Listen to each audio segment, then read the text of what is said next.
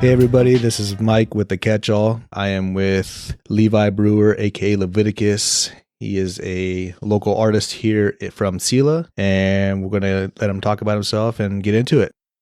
Let's go. Let's do it. All right. So you are from Sela, right? That was correct. Born and raised in Yakima? No, Yakima, but I grew up in a little country town called Tampico. Okay. So, yep. Basically grew up first half of my life in our grade school in West Valley, and then jumped over to Sela. Okay. What year did you graduate? 2010. 2010. So you're like 3 years younger than me. Yep. And you went to West Valley?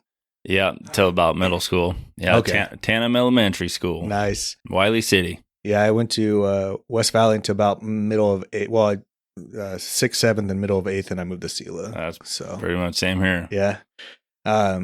So you finished your high school career here in Sela. Did you do any sports or anything like that? Yep, I tried, and I sucked at all of them, dude. Same, bro. Sucked Same. Basketball, they didn't want me. I sucked at football. I played ice hockey, sucked at ice hockey. Then I wrestled for maybe 4 or 5 years, and I would literally just get second place all the time. Yeah. Yeah. Even your little brother, Ryan. Ryan. Put me in the hospital one time. Did he for real? Yeah. I was basically on the mat on my, I forgot what the referee position, I think it's what it's called. You're on your hands and knees and sitting there on the mat, and he comes running up obnoxiously, he gets these random spurts, and he just ran up, and I didn't see him. He accidentally did a running knee to my chin. Oh shit. And it sent my chin behind my shoulder and just snapped something just right where, it just basically knocked me out. My neck was stuck, my leg was sitting there twitching, and that ambulance had to come and strap me down, put me in a neck brace, and pull me out. I ended up being fine. Bro, this is the first time I ever heard of this. Damn, Oh, yeah. I'm gonna have to ask him. Yeah. Next time I talk to him. Yeah, he did a running flying knee to my face, and then obviously not on purpose, right? No, he's just being obnoxious, and he was just running way too he fast. Likes to be obnoxious. Yeah, and just did a running flying knee, and he's a stout kid, man. Him and I in our weight class were actually like some of the best ones. Ryan was one that I could never beat him. Like, we go back and forth, but he was just a super tough kid. And don't get me wrong, I'm not like that. Probably years of me beating him up. Yeah, it's one of those. You can't tell by the look. Like, if you look at him and size him up, you're like, yeah, I'm gonna annihilate this kid. He doesn't look intimidating. Like, well, now it's different. He's a lot bigger. Yeah, you know what I he's a mean? big guy now. But before it wasn't like that. And so you're like, oh yeah, you size him up, he's got it. But he had I remember it was like a retard strength that he taps into, I was like, he just get into this thing, and I was like, dude, it was just this weird strength he tapped into, and would just flip me right off of him and pin me. I'm like, damn, he's a strong kid, man. Yeah. When I was younger, man, I used to, we used to beat each other up, and we're brothers, but nowadays I won't even scrap with him, bro. He's a fucking big guy. Yeah, he is. We went to my mom's house. It wasn't last weekend, maybe 2 weekends ago. We were doing like a little family thing, and we had some other family people come over, like our cousins and stuff. And one of his cousins came over, and he's a big guy too. He's not as big as Ryan, but he's pretty tall, like you and Ryan and everything. And then they went outside and started wrestling, and Ryan beat him every time. But Ryan's like, fucking out of shape, and he's like chunky now and shit. I'm sure he still taps in, though. He still smoked him, Oh, yeah. It was crazy. You don't lose everything from what you learn in wrestling, but when he still works out, he just doesn't he just, he gets old. He's older, he's the dad. He's got the dad bod. Some of that dad bod shit, bro. Like, some of those dad bod guys, you don't want to fuck with. You tap into the father figure, baby. And then your dad bear comes out and shit, and you just. Yeah, it was funny to watch, because it's like this, his cousin's probably like, I don't know, maybe 27, 28 or something like that. And then he's 32, he's a few years younger than me. Yeah. But you can see he's like getting grayer in his hair, and he's, bigger belly. It happens quick. But man, I was like, bro, it's like a fucking freight train trying to tackle that guy. I didn't hang out with him much, but there's one time that me and him probably will never forget. I don't know why it was such a big deal, but for us it was. We're hanging out at your guys' house, and after school one day, we're listening to the radio. That's when still it was like where it was still hot to put your cassette in, and then you found out you can even record over not just a blank tape, but like a normal tape. You can just overwrite it, just the record and play button at the same time. So we're recording stuff, and they allowed song requests on the radio. So him and I called, and they answered. So for already one, we were already like blown away. They answered, and we requested some stupid song. Don't know what it was. Maybe it was like "Lean Like a Cholo" or something. and then they're like, "Yeah, we'll play it." We're like, "Sweet." Well, then they played the clip of us calling it in, and then when we had it recorded on the tapes, we're like, "Oh, That's one of those so little dope. things that were just like such a big deal at the time, Well, just hearing yourself like on the radio and stuff, Yeah. it was back then. It was like a cool thing. Oh, now yeah. it's like, whatever. But back then, like I remember like doing the call-ins to try and win prizes. Fucking Weston. I used to always win prizes. But then like calling in, and you do like, it was like Friday nights and shit. You would call in and request certain songs or whatever. Yeah. And they would play it. And you're like, oh, bro, they're playing our song. Oh, Hell yeah. yeah. I mean, obviously it's radio, so it's like, you don't have any cuss words or any of that bullshit. But Oh, still, it was fun because you're like, I heard myself on the radio. Because most of the times, like you said, they would play the clip of you like, hey, can I request yada, yada, yada. And they're like, yeah, cool. I got you, bro. And then, 4 or 5 songs later, it's in the queue. They don't do that much anymore. It's all scripted, They Well, do it half a the little bit, but half the time, no one's even at the studio. yeah. They're doing it all, remote from a yeah. laptop or something like that. Yeah, those are, and plus, even then, too, is much more exciting because the radio was still really hot. There wasn't Spotify. There wasn't everyone wasn't always on YouTube, and it was just radio. Yeah, YouTube was fairly new at the time. It was very archaic. And then they did have some radio things, or like probably like XM or something like that. But they were so expensive. Yeah, that was the rich. No, we didn't have none of that. None of us could ever afford that shit. Nowadays, it's not that bad. Yeah. But back then, it was new technology. Oh, yeah. So it was like, I don't know. I don't know what the price was, but I'm assuming probably like $60. Yeah, that was your rich relative that came over from the west side. That Sirius. It's like, listen to me, listen to this, dude. We're listening to satellite radio. Oh yeah, no commercials. And it's like, what the no commercials? Yeah, shit was crazy, bro. I remember doing all that shit like with a couple of friends and stuff Friday nights. Yeah, doing requests and stuff, and then recording songs. I wish I still had some old mixtapes from like the radio, and then every once in a while, like the DJ would talk at the very last like 2 seconds of the song. You're like, no, you fucked up my song, dude. Yeah. So you'd like replay it, and you're trying to like cut it just right, so you don't have to hear like that's funny 107.3. Like, fuck, guy, you fucked up my song. That's funny. I remember that was oh man.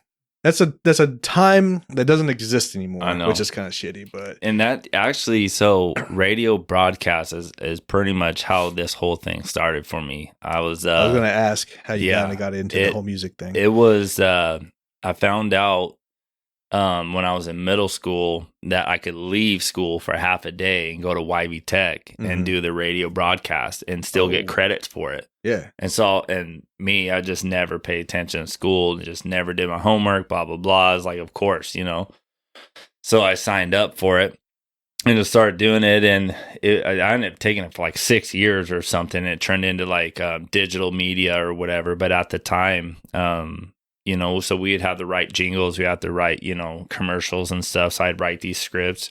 Come down to pastime where we got blah, blah, blah, blah, blah. And we're the deals. And I had to do them all the time.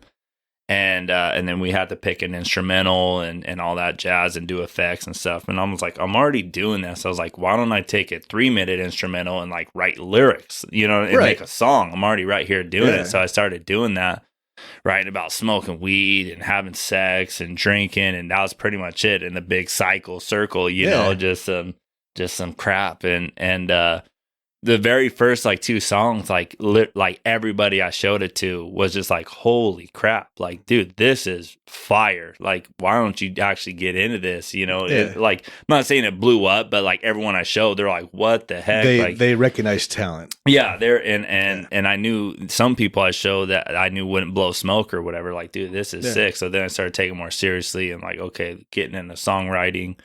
And then as that radio broadcast developed, the main guy, Kendall Weaver, left. And it turned into digital media, and it's Ryan Broom. Well, he's a video guy. So he's like, everyone's doing video. And basically what you're going to do is you're going to take a 3-minute video. You're going to mute all the audio, and you're going to make the audio. When they're walking down the steps, you create the sound effects. When they open the door, you find a door creaking sound. You put all the sounds there. And when they do the voices, you you are their voice. Yeah. Which was cool because I learned a lot from that too, but I started to give up after the year. I'm like, dude, I'm not in audio. So they had a Pro Tools room in the back where they did special stuff every once in a while. It was like off limits. Mm-hmm. To a point, he's like, Levi, you're just going to take over the Pro Tools room. You'll do the scheduling for people that need to come in. People would try to go in there, but they weren't serious. And so he's like, I'm just going to keep everyone out of the Pro Tools room. You just manage that. And that's what I did every day. I wish I would have took more advantage of it because I would just sometimes be bored and sleep back there. I'd take the office chair and flip it on the ground and use it as a pillow and just sleep for like 3 hours in the studio. I'd be in there so much making beats and making songs, and that's where it really started to get the studio life of living in a recording studio and started making music. And then it was just, that's pretty much what kind of started everything, and everything that my experience through life, let alone like struggles and trials, but like experience with different things, such as like then I was getting into DJing a little bit. Like I think some of the very first DJing of weddings I did was for my mom and my stepdad. I had a few Walkmans, a few jog-proof CD players, and they're like, we want you to play music. And I was literally like getting it ready, fading it down, popping it out, like that ghetto status. And then it led to my stepdad owning the bar, Pastime and Sela, working there as a bar back or whatever. And the karaoke host was like, hey, the karaoke host is leaving. You'd be a great karaoke host karaoke. I was like, no, I ain't going to do that, blah, blah, blah. And I just said no forever. And they were like, dude, like they were forcing me to do it. Like not my stepdad, but the karaoke host and some of the party karaoke fans. Like, dude, you would do a great job. So I got into it. I was like, all right. So I got into hosting karaoke. And then in the software, you're playing music. So now I'm DJing kind of a little bit for the bar, doing a lot of karaoke shows. People catch wind of it. So like Skateland's like, we want to have you come perform and host karaoke at Skateland. I'm like, oh, why not, for the kids? Everyone made fun of me for it, but I just did it anyway. Because they're like, it feels corny, but at the same time, it's like kids to me were different. Like, everyone would avoid something like that. But for me, I was like, bro, to invest in the younger generation, I was like, this is what's up. You know what I mean? Right. And I still like that to this day. And so, well, not only that, but a gig is a gig is a gig. Oh yeah, absolutely. So I started doing that, get my name out. Well, now I'm hosting karaoke. I started getting a DJ. Well, now they need a DJ at the Pastime. Then I started DJing, and then after getting years of experience, now I'm DJing. Now I'm actually got the software. I'm not sitting there as a real disc jockey. I'm not sitting there beat matching. I don't got my vinyls or whatever. You got the new digital, just the software. You got the mouse that transitions one song to the other. Right. Everything off a hard drive.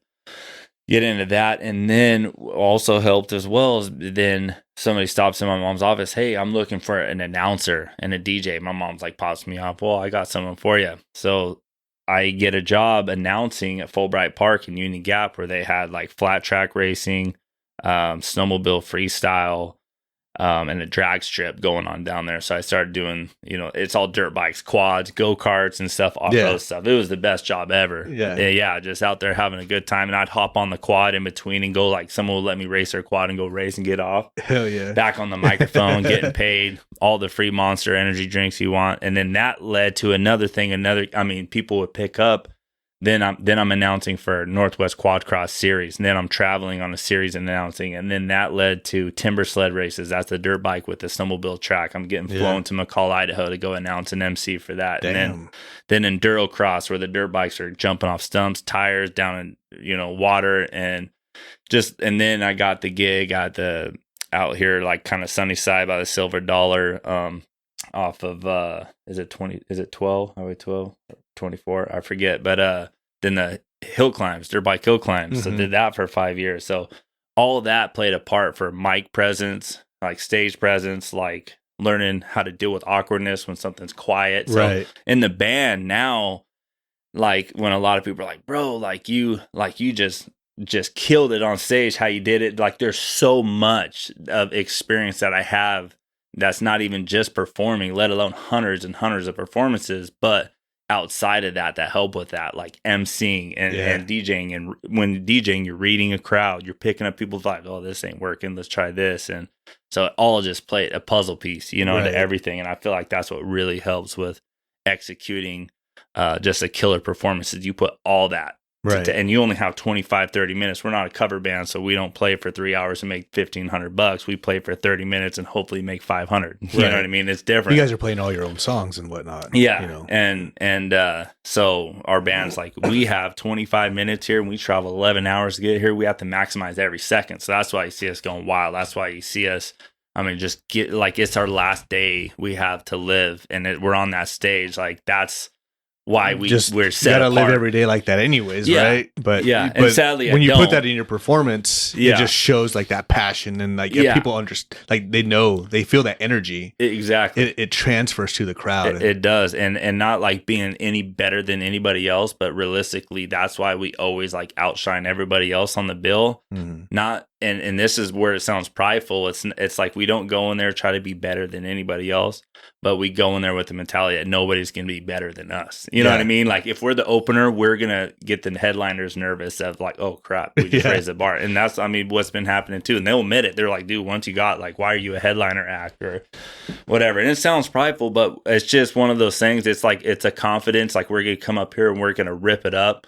And we practice weekly and we sacrifice so much. And so it's not to like outshine other people. But the thing is like when you go and you do outperform, they want to know what you got. Right. And then like, and what's nice is when I'm not saying like you outbeat everybody and it's about being better, but when you stand out from the rest and like, what is about these guys? And we have like a message of hope and a message of faith. And we're not coming as like a religious band, but we're coming like, we're not cussing in our lyrics. And we actually have been there and done that when it comes to drugs and suicide. And we actually have a positive message, you know what I mean? And so that's also why we strive to do that, is because we want to stand out from the rest of the people here that are promoting all this wickedness and stuff that they don't even do, that I have really done. You know what I mean? Right. These guys are with their Baphomets and their 666 and their tarot cards. Is like, I know what that's like. You're a fake. Like I've done that. Yeah. And I can tell you don't know what you're talking about. Some of those guys do it just for like that image. Yeah. And most of it make themselves look more hardcore, I guess, or something. But and just be real with yourself, man. And since it's been new for me in the last barely couple of years getting into like the metal scene, really. Yeah. But I've learned, dude, those people are like some of the nicest people ever. Like, oh yeah, the biggest teddy bears, the biggest dudes with the battle vests and the spikes, and you got an upside down cross and this. Now you talk to them, you're like, dude, they're super chill. This is more nicer than half the people I go to church with. Yeah. You know what I mean? And they don't judge. And and that's when it's really been helping me to like it. It's not judgment, but it's not to like label them as something. Yeah. You know what I mean? Just because of what they're wearing, or be intimidated as me being a man of faith and seeing this dude, he's got 666 on his vest or whatever, meet up and shake his hand and hear a story. You know what I mean? And like, half the time it's just a fad. It's just we've all been through different things, but yeah, he could be just fadding it up. You know what I mean?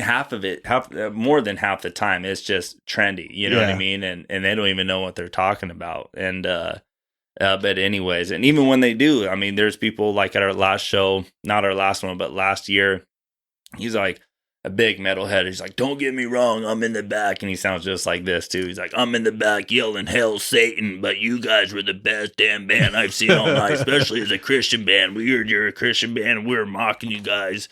He said, we're laughing like, oh, here we go. Let's see this. And he's like, you performed, it blew us all away. And I mean, like stuff like that. It's nice to hear people be transparent. Like, hey, bro, like I'm a Satanist and I love your music, and is like open me up and turn my, that's the calling, bro. That's like and hopefully that helps. Yeah, you know what I mean? Like that is like worth going into these dark places and like being a good fisherman that hides a hook. It's like we don't come like, are we a Christian band? We are a Christian band because we are a band of brothers that are not afraid to admit that we're Christian and like truly trying to work, not like, are you Christian or are you Catholic, but like actually really trying to work on our spiritual walk and like believe in Jesus Christ and like really trying to live a life of repentance and not be stuck in living in sin. Do we sin? Of course. Do we fall short? Of course. Do we still struggle with some of these things back and forth? Yeah, but at least a continual effort to try to do better in the sight of God, knowing that He's there with us. And so that's just where I'm just trying to learn of like, I don't need to show up to a place and say, hey, we're a Christian band. We're just a band. Yeah, we're a band. I don't need to put a label on it because it does. I'll lose half the people in the first place. That's why I call it like a good fisherman hides a hook. It's like we don't have to label that. They should see by the way we carry ourselves with our message, our lyrics, and how we're on stage and off stage. And it's just been an awesome opportunity because, you know, most, I guess, quote unquote Christians wouldn't go into those dark scenes. And I don't blame them, because looking at them, like, why would I want to go there? This metal show, people are wilding out in the mosh pit, look all dark, and drinking, this and that. probably doing drugs, you know, whatever. Well, I mean, that's just what it seems like from an outsider, that, you know, that would probably be going on in those type of situations or those shows. I mean, obviously you have more experience in that. You might not see any of that. Yeah. But yeah, some of those people just want to avoid some of those things, you know, especially when you have a message of peace or, you know, positivity, you know, and you guys' music, your band and your lyrics, some of those places, you know, they're like, oh, this guy's a fucking buzzkill, or fuck these guys, you know, because they believe in God or whatever. Mm-hmm. But then it's cool that just like music, that's why I love music so much, is because it brings people together. Oh yeah, absolutely. Yeah. Absolutely. Even if with difference in opinion or whatever, but like me, I love hard rock. I love hard rock. I love metal. I like the screamo. So like, I'm loving what you guys are doing, and I'm all about it. But looking at me, because I like hip hop. I like other shit. I like rap. I like all that other shit too. But when people look at me, you know, I'm wearing like the Jordans. I have the pants and, you know, shirt or whatever, and it says, you know, big timers for the rappers or whatever on it. Yeah, they don't know that I made it look like that, but on the way there, I'm listening to As I Lay Dying or some shit. You know, for sure. Some other band that's not rap. Oh yeah, I'm the same way, and that's what I was kind of saying earlier, how everything fits together. Because, you know, I've rapped for 12 years, like as a rap artist. Mm-hmm. I've done country rap. Mm-hmm. I've done country shows, just sang country, open up for Chance McKinney, or like played just guitar and sing, and then done you know, performing rock, and now I'm just trying to mix it all together, you know. And learning your own flavor, your own style. Yeah. And because rap was my main thing. And now I'm learning, like, okay, now I take vocal lessons and learn how to sing and learn how to scream. Because you got to, like, when you scream, it's an art. People think you just grab a microphone. No. Blah, blah, blah, blah, you know, I've tried screaming. I sound like shit, bro. And you're going to burn your voice out, especially when you're doing it as a profession or career or just a hobby. You're just going to 30 minutes of it, bro. And especially if you have a show the next day. You're not going to be able to sing the next day. So you have to learn your vocal warm-ups. You have to learn. It's a whole art. You know what I mean? And so, because you have your false chords is what it's called, or you have a fry scream, and you start learning all that. And so that's where I just started diving in. Like, okay, I need to learn how to sing, because I really want to get this rock stuff out. And I had a fear for years. I've been wanting to do this for years, and I was almost depressed because I was stuck in this box. I wanted to come out, but I was so worried about what other people thought, because I knew I know how to rap. I know how to rap really well. My songwriting is really well. But I was like, dude, there's this like rock music, like rapping on heavy metal chord, like Rage Against the Machine style. Like, wanted to come out and sing. But it was this little seed of fear where someone was like, hey, dude, just stick to the rap. You're good at rap, but the singing, you know, I got it a couple times too. Yeah. Just like, you know, or some people, you know, they'll hear me sing karaoke, mainly like country. Like, I feel like I did a lot better at, but rock, it was a little harder for me. And so I always listen to that voice, and I try to stay in my little lane or whatever. And then I just got so desperate, dude. I was not going to give up, but I was just like I would just put a verse out there that would blow someone's mind. Like, dude, so blah, blah, blah. And to me, I'm like, my heart wasn't in it, passion. I can make it sound super sick. You know what I mean? But like, I wasn't like, not bleeding on the paper, but I wasn't, no soul behind it. I wasn't spilling my guts and like everything on it. It was just my wrist with a sick flow and rhythm, and that's it, you know, and in my word bank. And so with my song, called Something Wrong, was my first pivotal song. I made it like a rock song 10 years ago. I got a guitarist from Chokeout, local band here, to get on it, and I tried to do some stuff, and it was all right, super corny. It was really old. I did it for like Monster Energy, trying to get a sponsorship when I was announcing like 15, maybe 12 years ago. And it didn't work out very well. And so I put it on the back burner. Well, I've been wanting to do it since then. Well, Something Wrong. I basically just hit a point of desperation. I was like, okay, I'm going to write this song for the garbage can. So that was my expectation. It's literally just going to go in the trash. But I'm going to give it my all, though. Now, I'm not only going to give 20% because it's going to the trash. I'm going to give it my all, but I had to say that it's going to the trash. So I didn't have any expectations of what people are going to think. Right. So I was like, you know what? Like almost out of bitterness, I was just like, I'm not going to write this for this crowd. I'm not going to write it for a performance. I'm not going to write it for a hit, not for a radio, not for Spotify. I'm not going to write it for anybody. I'm going to write it for me. And I don't care if it sucks. I'm going to make a goal to start this song, and I'm going to make a goal to finish it. Not just writing it, but I'm talking about recording it, get it professionally mixed and mastered, and then finalize this whole song from start to end. And then when I'm done, I just throw it away. Yeah. And that's what I did. And when I was like, when I'm in the middle of writing the song, I was like, my mind started getting blown. Just like, dude, this is going to impact somebody. Even if it's just one person, everybody in my following hates it. Yeah. For the one person, this is going, because if it means something to me, then I know for a fact there is somebody it's going to reach. Somebody, even if it's just one, that knows what I'm, may be able to relate what I'm going through when I lay it out on paper. So I put the song out, I mixed, master, put it out, and dude, right away I started giving people sneak peeks.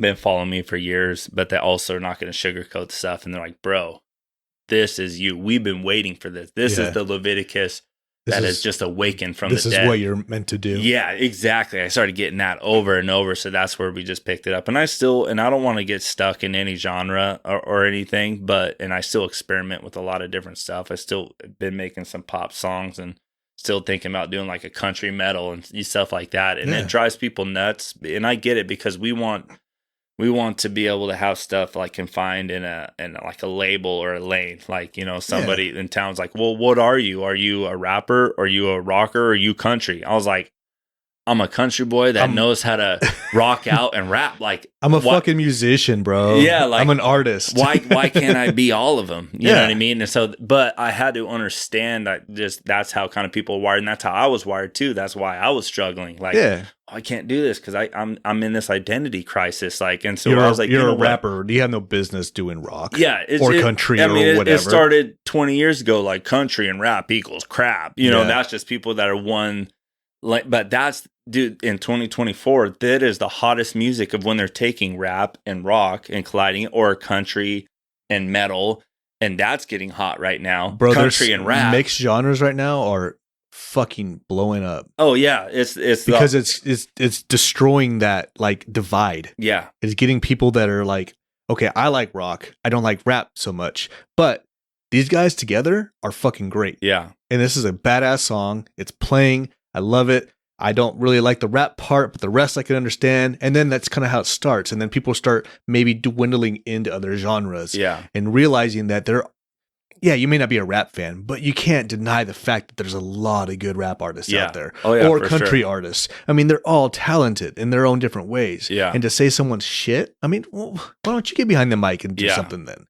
If you're so critical and so good about it, then do something about it. Yeah. But they won't, because it's very easy to judge people without basically nutting up or shutting up. People are going to have their opinions, and that's fine. That's all fine. I think one thing I have noticed, though, so I'm big on songwriting. Songwriting is one of my biggest strong points, I feel like it, and I've always enjoyed it.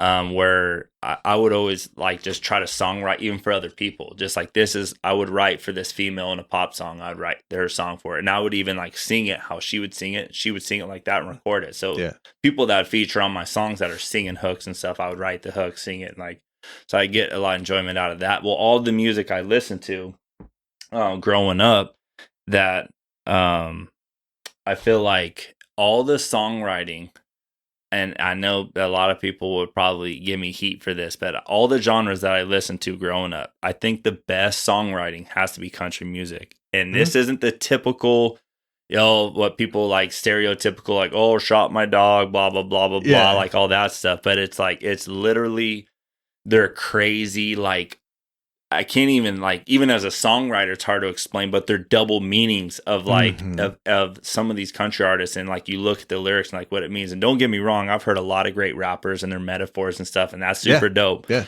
But as far as for me, of how they worded things and made it be like almost a triple meaning, and then it's all like this riddle that comes out, and then the chorus at the end ties everything. Like, it's this big puzzle, or like this big math, you know what I mean? Art. It was like, I think, just my opinion out of being involved in as a songwriter and listening to all the different genres, like the country music, not all of it, but some is some of the catchiest, And even Alan Jackson was a rapper, I feel like, you know what I mean? But working on weekend, I'm tired. I don't want to sleep and I want to have fun. It's time for a good time. Yeah. You know what I mean? Yeah. It's like, I'm like, those are bars right there, bro. That is bars. That rap goes harder than most of Sela rappers, Yakima rappers I personally met. And when you break down the lyrics, they're supposed to mean something, and then there's this stigma out there that everything has to rhyme, you know? Yeah. So trying to get your point across, also having some type of maybe hidden meaning behind it or something like that, and then also trying to make it rhyme at the same time and sound good is not something that everybody can just do. No. You know, so it's very easy to just, rhyme the word sun and fun. I'm having fun in the sun with my guns out or some stupid shit like that. Very easy. But when you start talking about like metaphors and getting things out there that may not have that same meaning, but you're talking about something else. Yeah. You're talking about it in a very archaic way, but it actually has a deeper meaning. People, they tend to like that a lot more. Yeah. And it's something very straightforward, like, out fucking bitches. Okay, cool. That's awesome, bro. Especially if you can explain a certain situation so in depth where someone's like, bro, that's how I feel. But like, you can't even explain in words like how you feel. But if you can like, it's kind of hard to explain, but if you can like nail a certain topic or a situation or a feeling you're feeling or something you're going through and break it down like real in detail and explain it in a way that nobody's ever heard it before. Yeah. You're like, bro, that's the way I feel. And it wasn't just easy, like you said, like, oh, I'm feeling depressed. Yeah. But you're just like talking in depth of how you're feeling. And like, bro, and when they feel like you've explained it in a way that they couldn't even put in words, but you just explained it for them. Yeah. Then they relate to it. And then they want to share it with somebody because like, this is how I feel, but I don't have the words to explain how I feel. But this artist just broke it down exactly when I thought I was the only person that was feeling this exact certain detailed way, thinking that nobody else was going through this. That's why in my music, I try to be vulnerable. I try to be transparent and try to do that because like the more vulnerable you get and more you allow in your private area of your life, that's the more people you're going to reach. That's the most, and they can relate. Yeah, and that's huge. And that's why I'm doing it this way instead of like trying to get like some top notch fucking. Obviously, I don't have the resources to do that, but I wanted to do this with more local people, real people, and have raw conversations with people because people can relate to other people that they, especially if they know. Or they're like, oh, these guys are human just like I am, or these guys are they're just like me. People can relate to. We have a lot more in common than people think. Absolutely. This whole division in this world is so fucking crazy because like you and I, we may not see eye to eye on certain things, or we may like different things or whatever, but at the same time, we're the same thing. We're the same person. Yeah, essentially. We all bleed the same blood, and all that other shit. Everything. We're all humans. So I'm trying to get this like whole thing out. Same with like your music. Yeah. To relate to everybody as much as possible. And obviously mine's a little different. I'm just talking, know, but it's still a platform. You're putting your soul out there and your heart and everything and putting it into your music and showing people like, this is who I am. Yeah. And this is how I feel. And I want you guys to know. And other people feel that. And if can relate to that and go, all right, this is dope. I love this, regardless of what it is. Yeah, rap, country, rock, whatever it is, they feel it and they go, okay, cool. It may be just like, okay, I can vibe to this. I can drive down the street and I can vibe to this. Or I'm fucking having a real shitty day and this guy's picking me up, or he knows exactly how I'm feeling right now. Yeah, and that's fucking magical. Yeah, one of my favorite things to do. Every once in a while, I'll do it on Facebook. I'll post and I'll go, send me a song of how you're feeling right now. And people will send me songs. And I'll listen to them and I go, all right, that's how so-and-so is feeling right now. Ooh, I'm going to steal that idea. You're going to see that on the Leviticus page here soon. It's so good because when you go like, hey, what's your favorite song right now? Or give me a song about how you're feeling. And people will go through their Spotify or YouTube or whatever and they'll go, this is how I'm feeling. And then you listen to it and then you can kind of more relate to that person. Like, oh, fuck. Wow. That person needs a fucking hug. Wow. Or this person's doing great. Yeah. I love it for that person that person's doing great. And I'm praying for them and hoping it continues, you know, or whatever it may be. Oh, that's deep. I like that. And some of the people are just like, some people are like, yeah, it's Friday. Fucking, ass and titties. by 3 6 Mafia. Yeah. And it's like, Oh, cool, yeah. man. If that's how you're feeling, great. Yeah. You know, so yeah, it's one of my favorite things to do. I haven't done it in a long time. I like that. I want to do it again. I'm going to have to borrow that. Do it. Do Yeah. it, bro. I think everybody should do it. Yeah. No, that's really good, man. We can relate to each other better that way. And that goes exactly what I was saying is people use music to explain to other people how they feel as in riddles in a way. Like, oh, look how this artist like put this riddle together, how he's feeling. This is how I feel. And people are more obligated to share it. And the best advertising you can get is word of mouth. Right. So it's like I'm not being vulnerable on purpose so people will share it, but I know it's a win-win. The more vulnerable I get and can relate to people, they're going to share it. Not because I'm saying post, reshare. I don't need to say repost and reshare. Right. I need to get this song in their lap and they hear it. And if it clicks with them, they're going to. Right. You know what I mean? You don't have to. And yeah, and that's what. It's organic that way. But a lot of people want to put on a front, want to put on a show, and they want to be somebody they're not. And I that's get it. Fine. That's fine. Yeah, and I get it too, because like sometimes people want to put it out there because their whole like manifesting. They're just like name it and claim it, like, oh, I'm this, even though I'm not. But they see themselves that way, so they can get there. And I can get that too. But basically, fake it till you make it. But people smell fakery from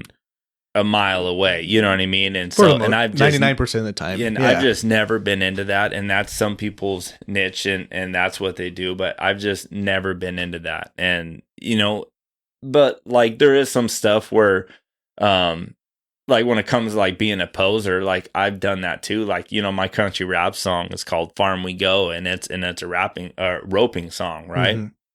And talking about roping, and I first start off the bars, you know, I don't need to open beers, start roping steers. I just facing on my fear. Well, like I was getting into roping, and I was roping like steer dummies, but I learning and taking riding lessons on horseback, working on my horsemanship, and then roping the sled, the steer behind the quad in the arena. Yeah. But never rope live steer. So you'll hear me be like, you know, I wrote a song for like the roping community. Right. You know what I mean? So there is like poser moments where I'm also not living up to like what I'm saying, right. But I was still like in it, but like you're learning it. You're also practicing a little bit of what you're preaching. Yeah. Also. Yeah, exactly. So it's not you're completely ignorant to the fact of what you're trying to spit or trying to articulate. So you're also, but obviously you've never lived that life fully, but you're trying to relate a little bit as much as you can to those people that have. No, absolutely. Which is great. And there's no shame in going out there and doing something that may not be in your comfort zone, or maybe even scare you, or something that's not, you know, something typically that you would do, and go out and do those things. Because who knows, man? That may be something that you just absolutely love now. It could be a new passion that you just found. You know? Yeah, absolutely.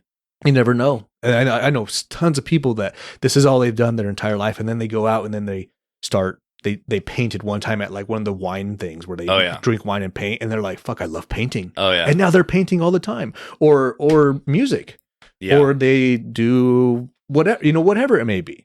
You know, and that's great. I love that people are doing those things. You know, they're finding their new passions. Yeah. Or maybe hidden passions they didn't know they had before. It's such a balance though, because like people, you know, obviously you got to experiment and try different stuff, but then people really hop on the bandwagon. Like they're really doing like ever since Jelly Roll and this and that, like a lot of these rappers are like trying to go straight country, right? And they just like make this country song, but like the cowboy hat's backwards on their head. Like they're like, they're kind of making themselves look stupid because they, you know, but I've done the same thing. Like I'm doing the country rap, like, oh, what are you trying to be? A wannabe cowboy. It's like, dude, I'm a country boy. I'm not trying, you know, I'm not saying that I am a cowboy because I'm not a cowboy. I have appreciation and love for the cowboy lifestyle and the cowboy life. But I was like, yeah, do I want to be one? Am I a want to be one? Sure. You know, that's a whole lifestyle in itself. But I was like, I'm not trained to be a cowboy. Do I wear a cowboy hat? Yeah. They're like, oh, you wear a cowboy hat? You ain't a cowboy. I was like, yeah, I wear baseball hats. I don't play baseball either. And I'm wearing basketball shorts. I don't play basketball.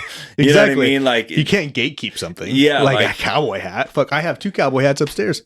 I don't wear them. Yeah, like you don't need to They're be more a cowboy sentimental to, to me than anything. A cowboy hat or a cowboy boots. You know what I mean? It's cowboy boots for one, if you actually really break some in, they're more comfortable than a tennis shoe if you learn that. You know what I mean? If you really break in a good cowboy boot, it's like slippers. Yeah. You know?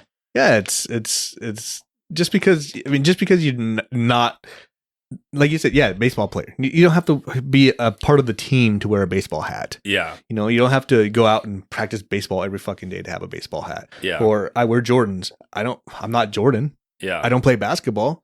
I like them because I like the style and they're comfy to me. Yeah. Who gives a fuck what I'm wearing? Yeah. Screw you guys. Yeah. If I want to wear a country hat and then put a big timer shirt on and wear flip flops. Oh yeah. That's what I'm gonna do. Yeah. Once you learn that too, it's like once you let that go, and it's hard because everyone wants to admit, oh, I'm not a people pleaser and this and that, but there is also a balance with that too, because I catch myself like, oh, I don't care what anybody thinks, and that's good to be like that, but then realistically, like, yeah, you do care what other people think. I try to do that. You know what I mean? You actually really do care what other people think, and you want to also, like, not saying you're always trying to win people over, but you kind of do want to, like, I don't know if win people over is the right term, but you still want to get on people's good side. You kind of want to win them over. You don't want to be known as the dipshit or the asshole. Yeah, you actually do care what people think. It's just you just don't take it such to heart that allows you to, like, be somebody you're not. And to make decisions that are outside of your integrity or character. A lot of people don't realize if you just be yourself, you'll find those people that you're supposed to be around. Yeah.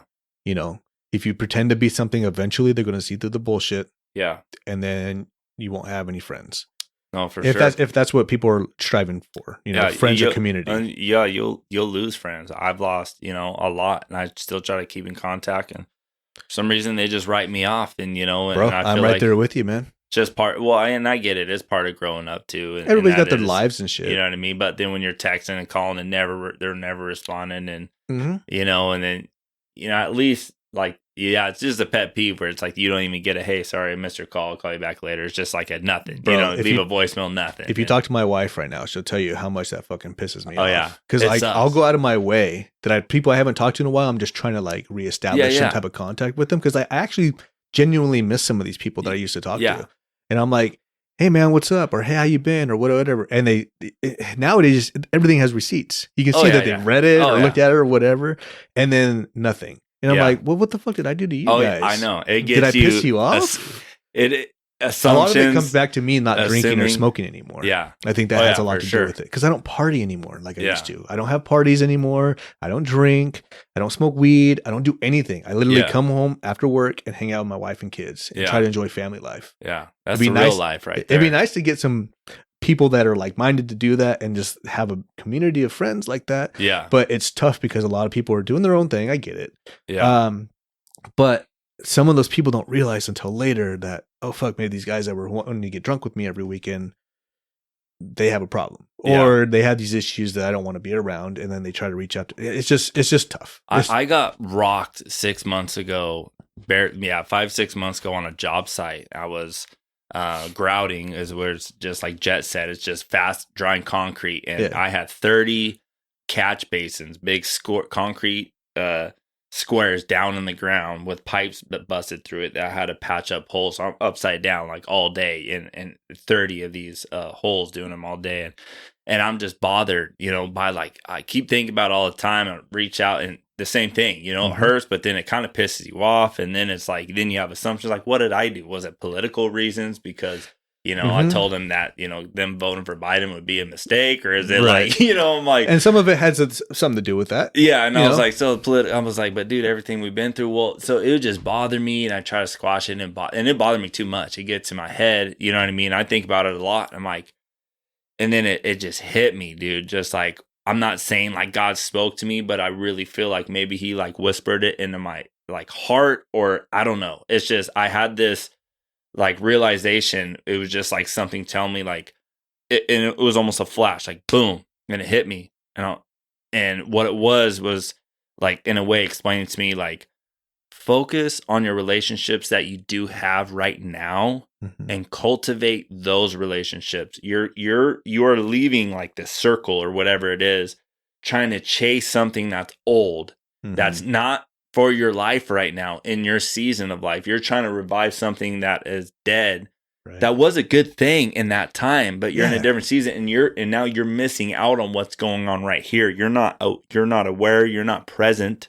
Yeah. You're not acknowledging your friends that are texting you right now, that are texting back and forth, that may need help or your attention. Right. Or you need to be aware of what's going on. It was basically saying like cultivate what you do have and appreciate the relationships you do have now, Right. and be that person to somebody else where if they've reached out to you a few times and you haven't been reciprocating. So then that Which helped. does happen too. Yeah, and that really helped. And I struggled since. I kept tripping on the same thing again, but out of focus, I reel it back in, like, to remember what that was. Well, we're human. Yeah, it came to my senses where I was like, okay, that, and I felt like that was such a good like insight that I felt like I was given that just like hit me. Whether it's just, however it happened, it was just like, whether it be realization or divinity, either way, it was just like something that you needed to know and hear. Yeah, and it was just weird how it happened because it hit me, and I was like, man, that's so true. Like, I'm taking my focus off what I do have, and I'm so like grateful to have the relationships and the friendships I do have, even if I don't talk to them for 6 months. I mean, you pick up the phone and you're right back where you were, Yeah, exactly, 6 months ago or a year ago, and that, hey, dude, I need to borrow $300. I'm in a pinch. Dude's like, here you go. Yeah. And then never ask for it back. And to the point you almost forgot. And 4 months later, oh crap, dude, here's the $300. I totally forgot. He's like, I wasn't worried about it. I knew you pay me, like that stuff. You know what I mean? Where it's like, stop trying to chase something that's old. So yeah, that really helped me, in the situation. And those people that I've struggled with, I still actually will reach out to them, but also will kind of kill them with kindness. Like I'll, send a gift to them or something. Yeah. Like let them know, hey, just because you're treating me this way and you write me off so fast doesn't mean I'm reciprocating, just write you off. Like I let you sleep in my house. I've done this. I've done so much for you. I can go on and on. That literally where you're at right now, a lot of it is because of me. Like giving you this opportunity to do this. Mm-hmm. But I'm not going to like let that get to my head or pride. I'm like, I'm not going to write him off. I'm not going to do what he does. You know what I mean? Right. I'm just going to still reach out and still have an open hand, and you know what I mean? See, you're a lot bigger man than I am, because me, when it comes to certain things, I just, like you said, I just write people off, or just whatever. Not necessarily like just ignore them, but the fact of the matter is like, say I'll reach out to, say, I'm not going to say anybody in particular, but say like this one person that I'm trying to get a hold of. Haven't talked to him in a while, trying to get a hold of them. Hit him up. Hey man, what's going on? Haven't talked to you in a while. Just want to catch up. Whatever it may be. And then they see it, don't respond. I get it. Sometimes people see something. I've done it. See something and forget to respond. Yeah. Whatever. And then I'll see it, a couple days later, a week later, or whatever. Hey, man, what's going on? Da-da-da-da. So it when it continues happening, though, it kind of pisses me off a little bit. And it kind of makes me, like you said, to that point where, like, did I piss you off? Yeah. Did I say something? Did I fuck up? Do I owe you money? Yeah. Like, what happened? At least tell me what happened, and then I can try and fix it. Oh, yeah, because I want to mend this friendship. But I've been focusing so much on that I've been, not focusing on, like you said, the things around me. Yeah. And I've been putting all that stuff to the wayside. But now I'm jeopardizing those friendships and relationships that I have here, trying to reach out and talk to this person that I haven't talked to in a while. Exactly. Which sucks, because like I really enjoyed hanging out with those people or being with those people. Yeah. When we did. So it kind of comes back to what you were saying. Yeah. But the memories are there. Yeah. I would like to make more memories with not this particular, I'm not saying anybody in particular, but these people. Yeah. But it just sucks because like I'll see them like out with other people that I'm friends that I know, and I'm like, what the fuck? How come I can't you go? Replied to his text message. Yeah, I want to come. I want to come hang out with you guys. Like it'd be cool, honestly, to go hang out with you guys and just catch up. Yeah, it low key hurts. You know, it does. See and you're like, it does. And this me just being real and vulnerable. Yeah, like it's bullshit. I think, but I'm pretty sure I've done it to other people. Yeah, and if I have, I'm sorry. Reach out to me and we'll try and mend this thing. Yeah, but I understand. My wife tells me like, hey, everybody's doing their own thing. They have their own lives. They have their own friends. You have us. You have your friends and whatnot. Like, just focus on that. So she's basically saying exactly what whoever or whatever told you that. Yeah. So, but I've been trying to just kind of like, I'm thinking about it in my head. Yeah. But I always think about it after the fact. I'm trying to ignore it, but I shouldn't. I should be listening to it. And I think learning from it too, of like how it makes you feel. And really trying not to be that person, you know what I mean? Because then you know how that person that you may be doing it to feels. And so really taking that, wholeheartedly and to have that compassion and consideration, like, man, this does suck. So maybe I should work on not being that person. And then also knowing that it's just, let alone like people have their lives, but then but still you're like, at least send me a text like, go away, or I don't want to talk to you, or like anything, like, at least shrug me off, but like the whole that will tick you off. But I think when you understand too, like there's just seasons where people are in your life, and even for a reason, like whether you're a believer or not, I still feel that there's a reason why people are in your life, and then there are people will disappear out of your life. All right. And they could be up, like, let's say, not saying it's a force field, but there might be like the spiritual force field. Like, no, does not need to be in your life right now. Like maybe he might want to be hanging out with you, but he could be, something could be blocking him because it's not, you know what I mean? Who knows? It's you know not what meant I mean? to be at the time. Yeah, like there's people that we were good friends, and like for instance, like Weston's little brother Noel, like me and him are best friends. He's one of them. That's not the person I was talking about here, but he never replied. He wrote me off, and I've been wondering for years, and I've sent him countless messages over the years, bro, and call and voicemail. Hey, Weston, reach out to him, and you know, he just wrote me off for whatever. And I even said, hey, I apologize for it. I finally caught him slipping at Sela, like the 4th of July thing. And we talked, and it was just like, we were friends 10 years ago. He's like, yeah, I love you, man, blah, blah. But I knew after that it was done. Like we weren't, still I wasn't good. But stuff like that where I just learned, I'm like, you know what? We had such a good run, and that's how I was friends with Noel Weston, because Noel's little brother, me and him being close friends. But I was like, dude, there's just a time and a season, and if I could have it my way, and not saying forcing it, but I would have these people back in my life, even if they're like still drinking and partying, whatever, but still being there for them and be friends with them. But I've just noticed, dude, as you grow, like sometimes there's this something that almost forces it not to happen. Yeah. And like if you try, you did your part. Yeah. And it's not like the strikeout method, you just write them off, but you just come to realization like, hey, like I could be going against the grain of whatever right now, like trying to force a relationship. Something grander than... Yeah, you know what I mean? Yeah. Like at this point, I'm trying to force this relationship, and now this is getting too much. I was like, this is where I did my part. I call every 3 months. I leave a voicemail, a text message. I wait a year because I'm butthurt, and I reach out again. Okay, I'm doing my part. And I might still later, but I'm not going to be as consistent. You know what I mean? So when you look back, you can say, dude, I've sent you this over the last few years. You can't say I didn't try. Right. You know what I mean? At that point, I'm going to stop bothering you.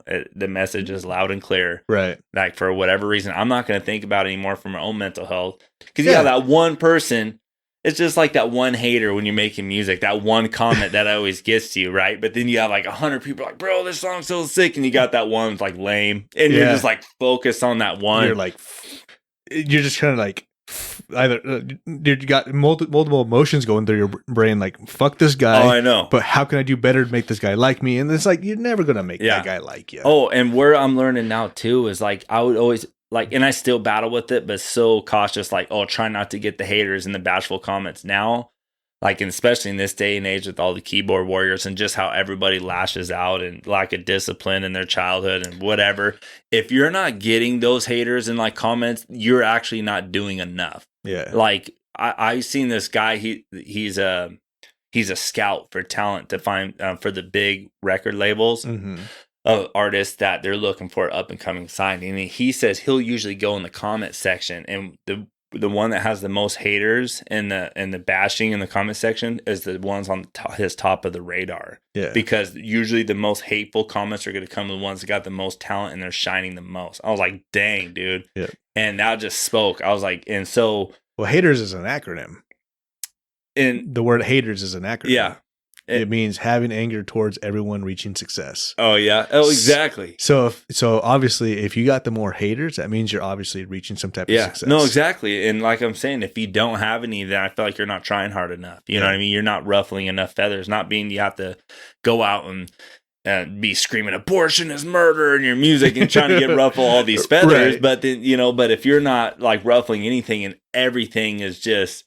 There's nothing going on. Kosher and everything. Yeah, and it's like, you know what I mean? And I've been that person for so long, and now I'm not like sitting there and not want to like ruffle feathers, but I'm like, just not being so tiptoe like, oh, I don't want to get the bad comments or it's going to look bad on my page. And someone's like, now it's like, and whatever. And I try to be kind and like reply or, they make up some clever, funny stuff because it all like, I feel like started from the roast me era. Like, the picture of the roast me.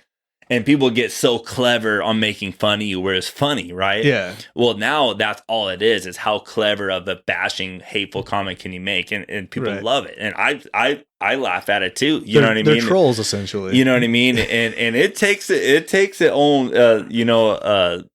like a, I don't know, like being a comedian itself to really come up with some of these like funny, but also hateful comments, you know, and so people, like when they say that stuff about me, like I really try to be like, I was actually pretty clever, man. They're like, you're like a Weird Al meets a Limp Biscuit and little stuff like that. Or like someone's like, oh, watch out, Ned Flanders. Like there's a band picture of me and so I just come in, I'm like, yeah, that was actually pretty catchy or something like that. And not like kill them with kindness, but also I want them to get engaged a little bit because it helps with the algorithm. Right. So I'm not like bashing them back, but I'm like, blah, blah, blah. You know, they'll come in and I'll bash something like this and then I'll get more of their opinion. Well, why do you think that? Blah, blah, blah. Yeah. Like, oh, I see. Yeah, you got it. And almost like you can almost put out the flame by agreeing with them a little bit too. You're like, yeah, you are right. This music ain't for everybody. And it is kind of corny, you know, but what kind of music do you normally like? What, you know, do this conversation, not saying you're winning them over, but sometimes you'd be surprised where they start kind of feeling bad and like you kind of like agree with them a little bit.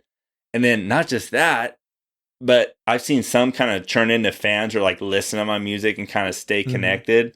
And some that still talk to me this day that came out bashing me. And then the way I just kind of handled and responded accordingly. And they follow me to this day and still kind of talk with them every once in a while. But it also helps the algorithm get those.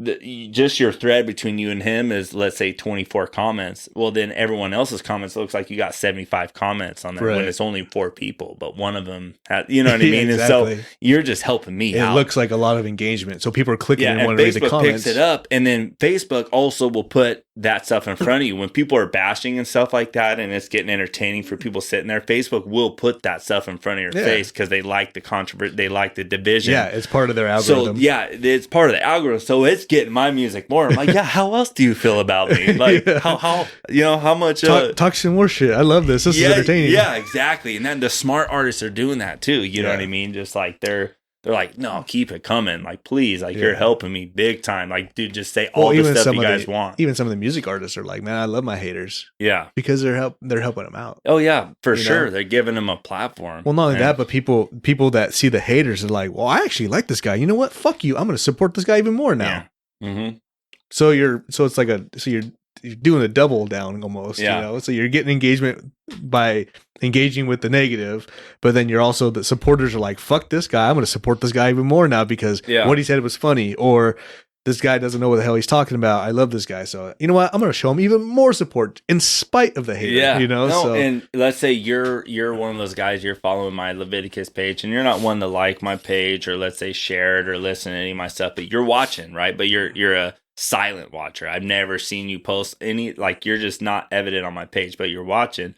And you're looking at my comments and you're reading all of them because it's entertaining. The whole Michael Jackson, the popcorn. I'm just here for the comments, memes. Yeah. Well, Facebook picks that up of how much time you spend on that artist or that page or whatever. So it just shows that you were looking at my post for like 5 minutes. So now it's going to be like suggested for you. My posts are now going to show up more for you. Right. So even people that are viewing it, I'm reaching them because Facebook is going to just kind of throw more videos towards them because they've showed interest in my post. You know what I mean? So that's where just like, you just got to learn how it works and go with it. Just do it. And that's where it's, Yeah.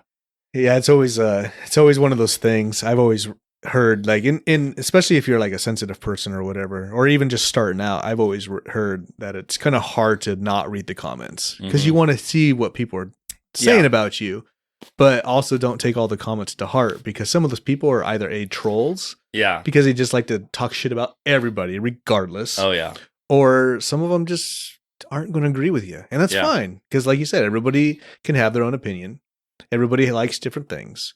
Yeah. Now, there's ones that go out and they're just completely just hateful, distasteful, whatever. Yeah. Obviously, those are like, come on, guys. Really? I feel like that's most of the people. Like, there's trolls. I get that. Yeah. But I've trolled things. I would have to say like a majority of, I would have to say probably 75% of like most like comments you see are not just the trolls, but they're just hateful. Yeah. They're just that it's just where this is like world is going to. Like everybody has something. People are so used to being able to say whatever they want, yeah, and not get punched in the mouth. Exactly. You nailed it right there. Yeah, Mike Tyson. Mike Tyson said that. And that's just everybody right now. And keyboard warriors that have never been punched in the mouth. If everybody got punched in the mouth at least once for talking shit, I think a lot of those people would not talk shit anymore. Yeah. Oh, no, absolutely. And so that's just, it's sad to see that's where it comes to, but that's just the world we're living in. Not that I'm condoning violence or promoting violence. Let's just make this clear. Let's just make this very clear. But there are some people out there that, and probably myself included, that probably should be punched in the mouth every once in a while to be reminded that you're not invincible. I've talked a lot of shit before. Jenna, she's always like, "Oh, what are you doing now?" I'm like talking shit to some guy on Facebook. Yeah. She's like, she just rolls her eyes. And I try not to, but sometimes it's hard when it comes to certain things to not let your emotions take over because we're humans and we're emotional creatures. Yeah. That's what makes us different from like a fucking cat or a monkey or a lizard. Yeah. Our emotions in our brain. Yeah. It makes us way different. Yeah. Yeah. So it's hard to take something that's so natural to us. What we base a lot of our reality on is our emotions. Obviously logic as well, but we base a lot of it off emotion as well. It's hard to not let those emotions take over your logical sense and like put yourself out there where you can get yourself in trouble or harm's way or whatever. Meet me at the Save on Foods parking lot Friday at 6. Right. So it's like one of those things like people, and it is hard. And you see it nowadays, people will throw logic completely out of the way because of the way they feel. Yeah. It's a huge thing going on right now. The whole wokeness movement. Yeah. A lot of it is, it's fact. And it's like, well, whose fact? It's not your fact. Yeah. It's your feelings that you're saying that are making you feel like it's fact. Yeah. And I understand the way that you're feeling and your importance and your ability and your right to feel that way. But it doesn't make it fact. Yeah. Just because you believe a certain thing doesn't mean it's real. Yeah. People can argue against all kinds of different things that, I feel like this or this, or well, it's not real. Yeah.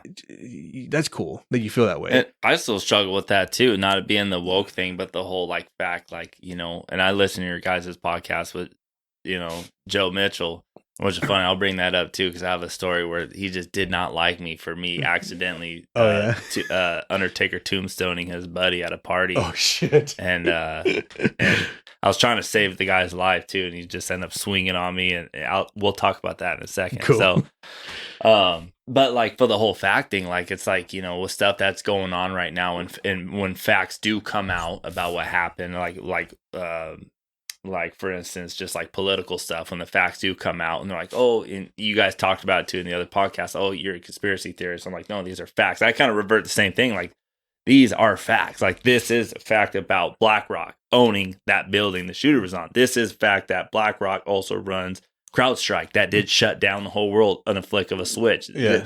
BlackRock does, you know what I mean? These are facts. No, you're a conspiracy. You don't know that's what you feel. I was like, these are facts. Where do you get it? Well, I was like, what do you want me to say? The Yakima Library? If I say TikTok, if I say the Google, oh, you believe everything on the internet. Where else are you supposed to get information that's going on right here? Well, they go, you know what I mean? Would you get your YouTube conspiracy theorists? And it's like, dude, you know how many of those guys have receipts on YouTube?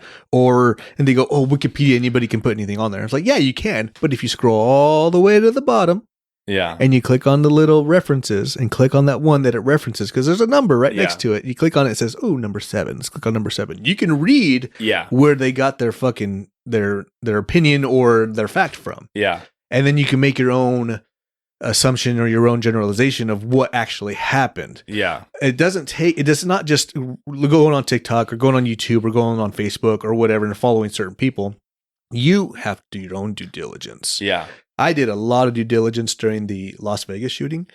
There were so many inconsistencies and so many different things that just did not make sense. Like the fact that the guy that supposedly shot all those people out of a unbreakable window, somehow got all that ammunition and all those guns up there without being noticed, shot a bump stock AR-15 It sounds like exactly like an M240, and I've posted it somewhere. I can't remember where, but I can post it somewhere.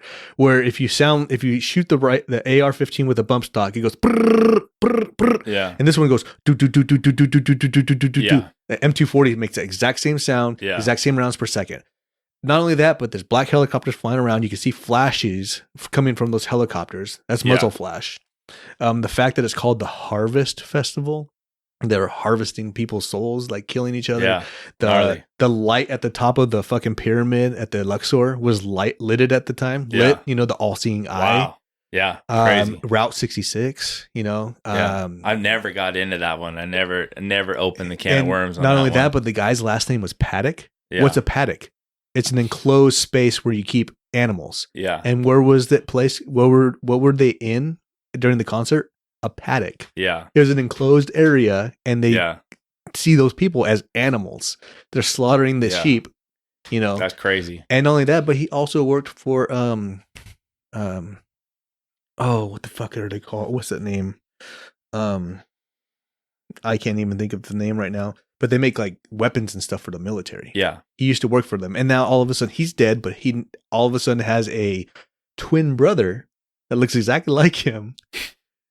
So the crisis actor's dead, but the actual guy's still alive. Yeah. That they're talking to him, pretending to be his twin brother. Yeah. And no one can say whether or not he ever had a twin brother.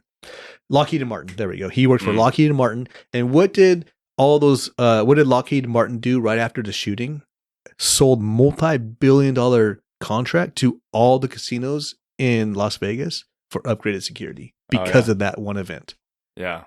So Lockheed and Martin created this event to kill all these people. And I'm not saying that people don't die, because a lot of people die during these things. Yeah. They're called collateral damage or sacrifices. Yeah. You know, so a lot of these people died.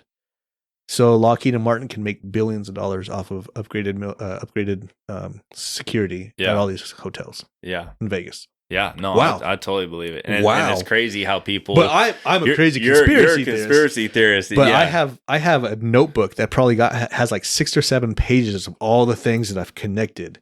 Oh yeah. I have to find it. Oh, I know. But dude, I know. I love doing the same thing, but you have to pick and choose which ones you want to dive into, you know, whether it's 9/11. And mine, obviously, and a lot of people are doing it too, but like the whole thing that's going on right now, it's just like, I just chose to dive into it just hard. You know what I mean? Yeah. With the whole thing right now from everything, like even that's new, like all this money that they just raised for Kamala Harris.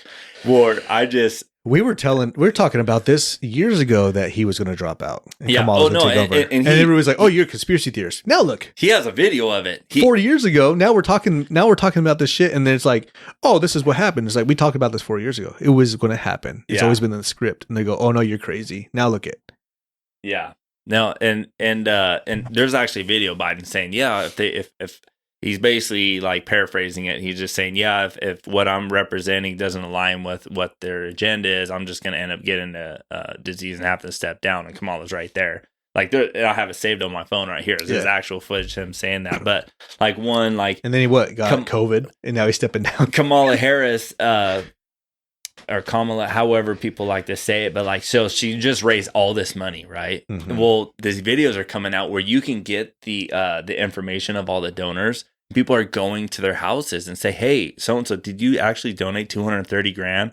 Like, not at all. Mm-hmm. And they didn't steal 230 grand from them. It's these people with money, and they're just using them as a name. So these people are taking it in their own hands and are going to all these donors and and recording the videos, and they're actually helping you how to do it yourself. Like, hey, you can do this yourself. Go to the door, start with this, call them out by name.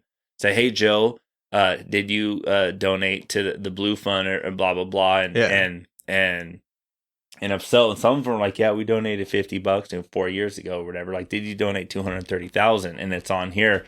And all this money, people are thinking like all these people are putting all this money, Kamala Harris, and they're using all these names, but these backers are really paying the money. You know what I mean? All this money. I was like, oh, they're laundering it. Yeah. And so it's just so interesting. I'm just so like with right now with the whole, they, you know, call it conspiracies or not, just so infatuated with it. Like, I'm just like, because like I've had a TikTok for a couple years and I'm just never on it. Right. Mm-hmm. I just like, I'm still old school on like Facebook or whatever. And trying to do Instagram, but I'm still stuck on Instagram too. It's just Facebook where I get the most algorithm and most fan base for some reason.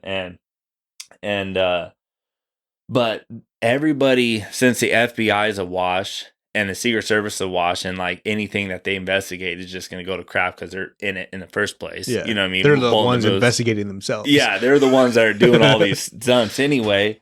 Well, it's all in the people's hands, right? Well, I feel like now, like TikTok is actually such a great source for like patriots that are really taking, like people like you that are taking the investigation in their own hands and like releasing information. And like once your TikTok picks up that algorithm, then like, yeah, you can't believe everything that's on TikTok, right? Oh, of course not. You obviously know, you sift out a whole bunch of stuff, and then everything is fresh. It just comes, just announced, like, for instance, the Biden stepping down. Like, it was like news went out that Biden's stepping down.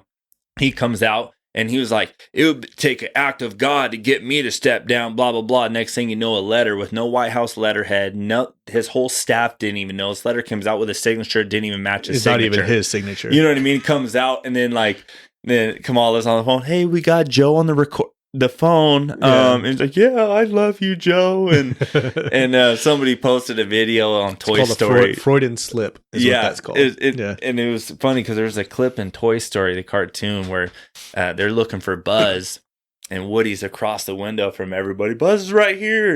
And he has Buzz's arm waving. And it just shows like that's Kamala and Biden. It was just a super funny. But I feel like TikTok, like, obviously, I just put it out there. You cannot believe everything everybody has to say so, but there is so much valid information like you get from these people, like from let's say the people that were the witnesses at the shooting that are coming out saying, hey guys, I was there. Like, we were by the water tower. Somebody shot from the water tower. You know what I mean? And you're like, shooters. Whoa, like, you're just like, yeah, I'm going to put it out there again. You can't believe everything. But then you got to take some of these things in consideration. They're like, hey, like, we were standing right here. Due diligence. Yeah, these guys are like in like shock, traumatic event. Like, yeah, there was somebody on the water tower and shots were fired from the water tower, and we went blah blah blah, and then just stuff like that. So I've been so head deep and figuring out when that whole outage went out with Microsoft or whatever, like learning why that was, like, and what benefit they have, why CrowdStrike did it. They say, oh, they did an update, but then also shows you, regardless of conspiracies or whatever, you put all that out the door, and whatever facts that have come out is like, it just shows you how crazy it is when these guys don't get their way and they start flipping tables. Mm-hmm. And you're like, they run the whole show. Like, banks all across the world, trains, you know what I mean? Like, everything was shut down within a few seconds. Yeah. You know what I mean? And they're like, oh, and click it back on. So they're like, oh, if COVID can't shut down the world, we will. Yeah. Oh, and they get, I mean, and you're talking about shutting down power grids and you're no water. And then you really start to see, like, dude, okay, this is pretty intense. Like, the people, the globalists and the elites, that they don't get their way, which they should have. Mm-hmm. And it was just fascinating about the whole, like, Trump thing as well. Like, it all stems from BlackRock, right? The shooters on the BlackRock commercial, we all know that. And then CrowdStrike that did the shutdown is also with BlackRock. Coincidentally, the building, the AGR building that the shooter was on, is actually owned. It's under BlackRock as well. Mm-hmm. Blah blah blah. Who cares about the FBI? We already know they're crooked and fake. But it was just, it's just been one thing after another, dude. I just been so infatuated with it. I just love it. But I don't post about it. I don't like get on Facebook and debate with anybody. Yeah. Like, and so many it's not worth it. Yeah. Honestly. Oh, yeah, for sure. And I know that these liberals are, like, oh, they should have hit Trump, and I can't wait to have Kamala as a president. I was like, you don't even know what you're wishing for. Yeah. I was like, really? Like, I want to say that, but I was like, I get it. Like, you Democrat, like a Republican or whatever. I was like, but you still got to want what's best for this country. Like, and your freedoms. I was like, it's just so hard for me. I get that. I don't agree with you, but I was like, do you know that they're giving $4 million a week to Afghanistan? Yeah. Like, and they're opening the borders so they can come in here and kill your family so they can be in control. I was like, do you not know that? You know what I mean? Like, how could you want that? You know what I mean? And when it comes back down to the conspiracy and TikTok, I mean, it's a Chinese-based company. Yeah. So, and not only that, but some of the stuff on there is misinformation, and it's there for a reason. Mm-hmm. It's because the Chinese are promoting it to show the American people, to give them disinformation about things. Like you said, not everything on there is disinformation. There's a lot of information on there that's super valuable, really good. You just got to do your due diligence and research it yourself in whatever way you can. But a lot of that stuff, I think, is to help divide again, because for sure, because it's its own algorithm, and they do it for certain ways. Like they get some people and they show them just specific things. I mean, it's the algorithm, but they show them specific things that swing to their side. Shows only like the right as bad people, or only the left as bad people. Exactly. Or conspiracy stuff, and some of the conspiracy stuff is true, but a lot of it's not. So you got these conspiracy guys, and they're looking at all this stuff, and they go, "Oh, well, that happened," and they're taking it as face value because they're listening to people that they think or believe that they trust. But you shouldn't trust anybody that if you don't know them personally, and even then, you know. I know what you mean. But the fact that it's a Chinese company and we're always fighting against the Chinese for whatever stupid fucking reason. There's a little bit there, I think. It's not a huge conspiracy. Like it's probably pretty known, but it's a little bit like maybe not take everything on TikTok as face value. They don't even allow that in China, like on their TikTok. Like it is like different, I heard. Like, it is like strictly learning and like brain development. Like really, they don't allow the stuff. And they dumb down our shit. Yeah. I heard it's way different than TikTok over there. I'm sure it is because they're I mean, even though it's a communist thing, they're still about the people. Yeah. They're still about the communist people. And the people over there, a lot of those people over there will die for their country. Yeah. I mean, obviously we will too. A lot of us will. Yeah. But they will die not only for the country, but their government. Me, I would never fucking die for my government. Mm-hmm. I will die for my country, and I will die for the people around me, and I will die for all the people that can't defend themselves. Yeah. I'm no police officer. I'm no military guy. I'm just a normal citizen with a couple firearms that if I see someone in duress, I will try and do everything I can to help that person. For sure. Over there, if the Chinese government says, hey, leave that guy alone, he's fine. They're just going, okay. Yeah. Obviously there's, but they also have a social credit score. They have a lot more things that up at stake. What they're trying to get over here. They have a lot more things at stake. Like, if you go against the government, well, there goes a check mark on your credit score. You went down to 500. Now you can't ride the tram. Yeah. You can only take the bus. Well, the tram's a lot more, it's cheaper and it's faster. Well, you didn't agree with us, so you got to only take the bus now. Oh, yeah. Your money doesn't work at this store, only the grocery store. And they're trying to do that here. And everything's like digital nowadays. It's really scary with the whole Bitcoin and digital crypto, because a lot of people were like, oh yeah, well, it's untraceable. Nothing's actually untraceable. It's just a lot harder to trace. But you can trace it if you have the keys, and they have the keys to the whole thing. Never been into Bitcoin, any of that, Dogecoin, all that. Some of those people made decent money. I made decent money. What is it? XRP? Is that what it? XRP and XLM are the two that a lot of people are saying is going to be the new gold and silver standard. The XRP, well, I've heard like, dude, you need to invest in XRP. Well, backtracking a little bit about like, I love like getting the whiteboard and drawing the dots, because all that, like I said, it's not just TikTok, but you chew up the meat and spit out the bones, but you can still get some valid information from, so you start painting everything, and I just love it how it's like, okay, I love how it all comes together to show like, dude, this is a nightmare we're living in right now that we can't just ignore, because like back to the BlackRock thing where it's like, and they also like on CNN or whatever. Yep. And CNN has never live streamed any of the Trump rallies in a long time, and they were there. They knew. Well, not just that. It was the what's his name? The Wealth Group. I'm forgetting what the Wealth Group is called, but they bet all this money against the truth of Donald Trump's business, The Truth. He has an app as well.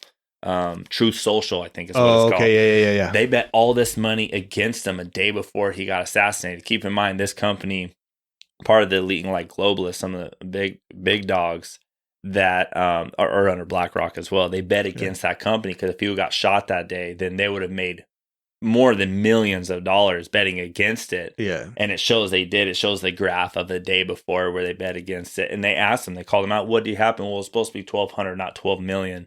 You know what I mean? And like they bet against them because they all knew what was going to go down. Yeah. CNN knew what was going to go down. That's why they were there. When they weren't there, none of them. Yeah, they wanted to be the ones there to broadcast the death. And I don't know if it's true, but one of the FBI on the staff, with the suspicious girl that was behind Trump, that was sitting there and put up the thing, and boom, had the phone out right when the shots fired. You know what I mean? That chick supposedly was on the FBI. I don't know if it's confirmed. It sure looks like it. They showed her picture. She has some similarities. Yeah, and I don't know if that one's true, but just stuff like that where you start piecing all together, you're like, okay, facts are facts. And what's nice too is like when it all comes out at first, like it's all conspiracy, right? What people say, whatever. But it's nice when you go into the subpoenas and the hearings and it's all there. The same things that you thought conspiracy, like, hey, this are facts, and they're bringing it to the FBI, or they're bringing it now to the police department, the PSP that was there. And so when you get to hear that in the court system, what you thought was like, you knew it wasn't conspiracy theory, but everyone else did.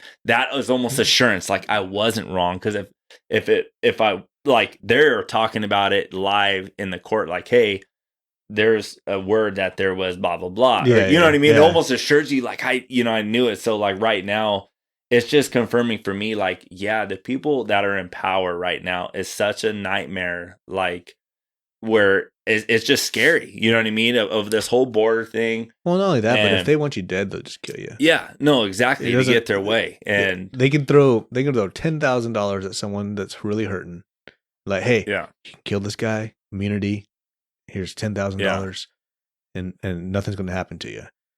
A lot of those guys that are fucking living paycheck to paycheck or even homeless will do that. Yeah. Oh, yeah. And who knows how they worded it? Like, hey, we want you to, they could, for all I know, they could be telling, we want you to protect the president. You know what I mean? Yeah. And he was a Fallout guy and he actually didn't shoot him. You know what I mean? And he was actually there being, watch out. You know what I mean? And, or maybe they're like, hey, man, you want to be one of the most infamous people in the world? Yeah. Remember you know Lee Harvey Oswald, right? Yeah. There's people that are sympathizing with him now, right? Yeah. Especially like the left right now, because he actually shot, whatever. Even though that never actually happened, whatever. That's a whole nother conspiracy. But it's like, bro, you could be that guy. Yeah. If you just shoot the president. We will pay you. And I promise, no one will take a shot at you. Yeah. But until they actually had to take a shot, because he took multiple shots. Oh, yeah. If he took one and then left, they would have like, oh, we didn't see anybody. Even though we were like, hey, there's a guy up there. Oh, we didn't see anybody. I don't even want to imagine. But since he took like 4 or 5 shots, even 8 shots, and hit an innocent bystander, well, who knows? That could have been his whole target the entire time. Yeah. To make it look like he was aiming at President Trump and missed or whatever. They could have been, he took those multiple shots and they're like, well, now our hands are tied. We have to shoot at him. Yeah. And then they shot at him and they're like, hey, now we don't have to pay him. Yeah. And now he's not a witness.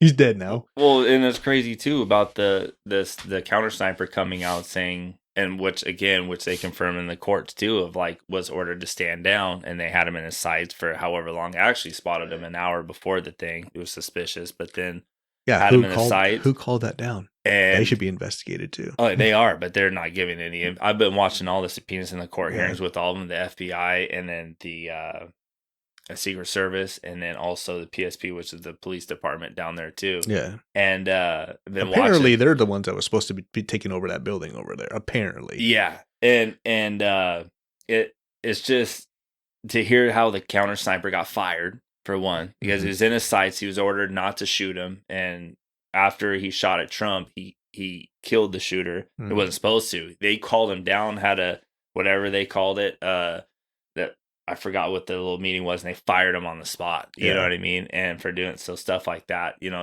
just crazy to hear. But and he'll probably end up dead. Yeah, and he'll end up being crazy or something like that, or something happened. But it's just it.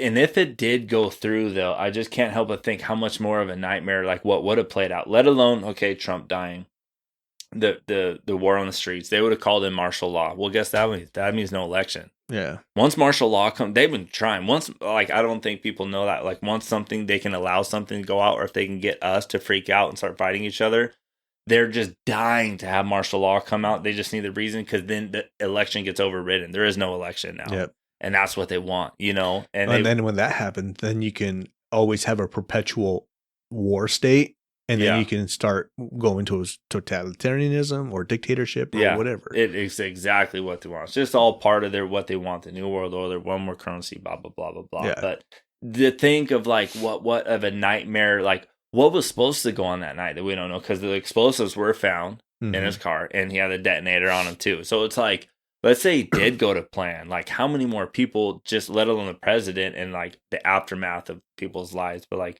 what would happen when he did blow up the car? Like to his scapegoat, or like what was his plan? You know what I mean? Yeah. Like it's just scary to think like what if it did go out and if Trump did get assassinated, like how scary it would be right now. Not saying he's holding the whole world up, but he seems like to be the only one that's at least, you can hate the guy, but it's like, for me, the reason why I do vote, like I will vote for him, is because of this, not of like who he is, because I'm pro-life and I'm for the Constitution. Yeah. So if you're black, if you're a woman president and you're like, I want to guard our Constitution and like fight for our Constitution, and I'm like pro-life, and I get it, like, oh, they use the 1 out of a million like reasoning, like the 13-year-old girl gets raped and like, oh, you're gonna make her keep her dad's, blah blah blah. Like, okay, I get that. Like, I get that. Yeah. It is what it is. But are you talking about these millions and millions that murder, even now when they're almost even to being born? Like that, just those doesn't override. Yeah, you take this barely 1% and try to make it right for everyone else. It's like half of a percent or something like that. Most of all the blood that we have on our hands in this country, there's so much that goes on. I can guarantee, I'm guessing from a supernatural, like a spiritual, like from God's eyes, is the reason why I feel like we have blood on our hands is the abortion thing over this country, is what my opinion is, of like the harming of children. It's once the abortion, either born or after or preborn, and that's just my opinion. I'm not saying it's fact. I just feel like that's where our blood is on our hands as a country of being guilty or whatever, is the abortion thing. And it's once you take God out of the church and God out of the schools, and then people say like, oh, the government's not trying to harm kids. But then you turn around and watch them drone strike fucking kids over in the Middle East, because they're not trying to harm kids. I want you to go grab the baby formula. I want you to go test it and sift out all the aluminum and metals in it. They're poisoning us all, and they're poisoning the kids even more. The foods. You just see that, like shit. Trump will talk about their vaccines. Like, dude, these vaccines are like for a horse. You know what I mean? Like these, and so their vaccines are for a horse, but we can't take horse dewormer. Yeah, no, yeah, don't take horse dewormer, but take this vaccine for a horse. Oh yeah, it's okay. No, what's that called? Everyone's taking what is that dewormer called, or whatever it is that was curing COVID?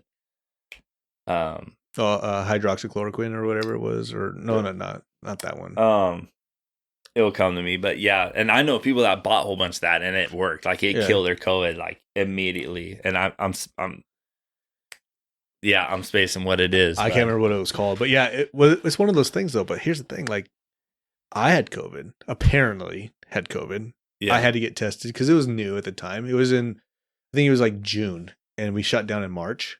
It was June, and I was feeling sick. My wife was feeling sick, and if you were feeling sick at all, whether it be like a headache or anything like that, you had to go get fucking tested.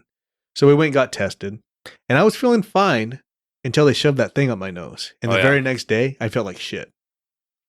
So they shoved that thing up my nose. I felt like shit the next day, but I'm not a healthy guy. And, I got some weight on me. Yeah. I don't work out. I don't eat the healthiest, but I'm also not super overweight. I don't just eat junk food. I mean, I eat some healthy food here once in a while, and I do work. I work. I'm not like physically fit, but I do work. I lift things up, and I'm active. 8 to 10 hours out of the day. I recovered in like 2 days, 3 days max. I felt like shit for a few days. Yeah. But then I was fine. But then you had to wait the 10 days afterwards. Yeah. So basically, I was out of work almost 2 weeks, which sucked because I was like, I feel great. Yeah. But you're asymptomatic. You might pass it on. So what's the difference between this and then when I have a flu or when I have a cold? Why is it that when I feel good, I can come back in? Oh, yeah. It doesn't make any fucking sense. Well, Fauci just came out and said the whole 6 foot distancing was a wash. All that shit he made up. Yeah, and he made most of that shit up. He admitted it. He came out and was like, "Oh yeah, the 6 foot, the social distancing. There was nothing to back that up. That he actually, I think he said it came from a whim, or his words were it was on a whim. Yeah, is what he said. And they're like referencing like what they did back in the 1920s or whatever, where they were like wearing these. Masks and people were distancing and all that shit. And it was like, yeah, but back in the 1920s, they didn't have soap. They didn't have antibiotics. They didn't have fucking general hygiene where people washed their hands, brushed their teeth, took baths and showers. They didn't have clean running water. They didn't have the same type of medical. They didn't have all the shit that we have nowadays. Hence the reason why they were dropping like flies back then. Yeah. Us over here, if you don't wash your hands for a week and you're eating shit, chances are you're going to get sick. Yeah. Because you got something on your hand, probably shit, because you wipe your ass, and you're going to eat it and get sick and possibly die. Back then, they didn't have that shit. Now we have soap. Yeah. Wash your hands with hot water and soap. Take a shower. Clean your whole body off. All that shit. Chances are, even if you don't eat that healthy and you do a little bit of exercise, you're going to be okay with COVID. Obviously, it was really only hurting people that were elderly or immunocompromised. Yeah. I'm not looking forward to the next wave of whatever they introduce. Will you hand me that water over there? I'm not looking forward to the next wave of whatever they're about to. And if there's not one right there, that's fine. I can go grab one. Even here, I'll take a 7-Up. How about that? But yeah, I'm not looking forward to what they bring out next, you know? Like, oh, this didn't work. All right, bring out the chicken flu. I'll bring out I'm not looking forward to like what they're going to bring out next, you know? And on a side note, did you ever hear about that guy that prophesied about Trump getting shot in the ear? And you haven't seen it? So I saw the Netflix special that came out like a few days before. It was like called like Hole in the Ear or something like that. That's a whole. So this Christian man, he has a YouTube channel called Last Days, and he doesn't like the titles like prophet, but one of his gifts that he feels in the spirit is prophecy, that God reveals him some things in detail about what's going to happen. And he explains it, and it's been happening. You can go track his videos of when he says, like, sometimes it's to a date or whatever, and then you do the math, and like he was right. Like, well, this is crazy. I'll go like 2 years ago, watch a video, and he's saying this is going to happen, this is going to happen. And then he comes out with a video saying, "I told you so, guys, but I'm not trying to be here, be somebody, be high, this and that. It's just God showed me something, and I want to warn you. I'm just telling you guys." Yeah, and he's not rich. He's not a mega church dude. He's just saying these things. He's like, dude, I spent a lot of time in prayer, sacrificial prayer, and God showed me these things, right? So and it's very interesting, a lot of stuff he says. And most of all the stuff he says, if I've seen it from anybody else, like, yeah, I've heard this 1,000 times, or I doubt it, or whatever, but got my attention with one of his videos, and you can search it up. It comes from March. He's like, and God showed me a vision of Donald Trump at one of his rallies getting assassinated, that he got shot, and he turned, he's like, just right, and the bullet grazed, hit his ear. And he's like, and he got shot in the ear, and this is and it blew up too. So it's really easily same as Brandon with Last Days, and I clipped his ear. He's like, in that moment, and then he's like, he dropped to his hands and knees, and he's like, in that moment, Trump got saved, radically saved. He's like, people say he was a Christian before, but in that moment when he's so close to death, he just got like radically on fire for like being a true Christian, like man of faith in that moment, which is crazy because there's that picture too. He's not praying, but you can see in his eyes when he's on his hands and knees there, and he's just like, shock just hit him, that he just escaped his death, And then life's flashing before his eyes. Yeah, exactly. It's a crazy picture, And so to hear that prophecy too with that picture and everything happened. And he came out and said, like, I told you so, but he also apologized because he's like, dude, I was wrong. I added to it. He's like, because in the vision, because what he says in the prophecy, he's like, it got so close that it didn't kill him, but it ruptured his eardrum. Because he's like, he's seen blood or whatever, but he was trying to make it make sense in his vision, explaining it. So he said he ruptured his eardrum. People's like, he didn't rupture his eardrum, though. He's like, I apologize. I kind of added that part because I seen the bullet and the waves, like the Matrix look, go by his ear and blood. I thought that's where it came from. I didn't know it like Nick, but he's just spot on from getting hit in the ear, said the right ear, and his rally dropped to his hands and knees. And then he goes on with other stuff. So then you're like, okay, dude. I went and watched his other stuff from the past, and I was like, how it came to fruition, how it came true to the date, to like whatever. A modern day Nostradamus. And I was like, this is crazy. So then you in the Trump video, it all came true. But then what happens? He's like, okay, then I see Trump going into presidency, right? And I'm like, okay. And he says in the vision he sees Trump win. And then he talks about XRP too. He's like, I seen XRP doing skyrocketing. He's like doing really good. And people just start blowing up and going to invest in XRP after he said this too. He's like, I don't like to get in to tell you guys about Bitcoin and stuff like that. You gotta show me, because I will tell you that XRP in my vision skyrocketed going up. And he's like, I would actually recommend you probably looking at that. Like, he was being honest, you know what I mean? And so like people are all diving. He's like, I'm not a financial advisor, but if I were you, I'd probably put $100 in there right now or something. And I didn't even, that's how I knew about XRP. Well, what is that? And that's the only reason why I'm watching his videos. Right. Well, then it gets crazy, bro, about his other videos he has about him getting flash of what it looks like in the times where people do get the mark and what the mark's going to look like. And I've heard those videos. I mean, as a Christian myself, like, I've heard those videos so many times. It's just like, okay, whatever. Everyone has their spin. But it's like, I treat this guy differently because like all the ones that have come true, I can't help but like take him somewhat seriously. You can't like, deny the fact that some of the stuff he said, came exactly to a point, to detail, you know. And then he talks there's obviously he's either in the know and he's having this facade, or something's telling him. Yeah. And it goes back from March and you can track it to the timestamp and all the videos and blah blah blah. And anyways, well, then he goes on after. He's like, if Trump gets in, he's like, I don't know how much time, but under Trump's presidency, the dollar collapses, dude. And he starts talking about the dollar collapse and what happened. He's like, dude, and I kid you not, it's almost an overnight thing. And dude, to hear his story, like, of what he's seeing is crazy, bro. It's such a wake up call. It just makes you think, and it all goes hand in hand. Like, man, like it's kind of funny, but like searching up like some of the Amish videos of like how they're like self-sustaining, of how they're able to get water without electricity. You know what I mean? Because I got a well.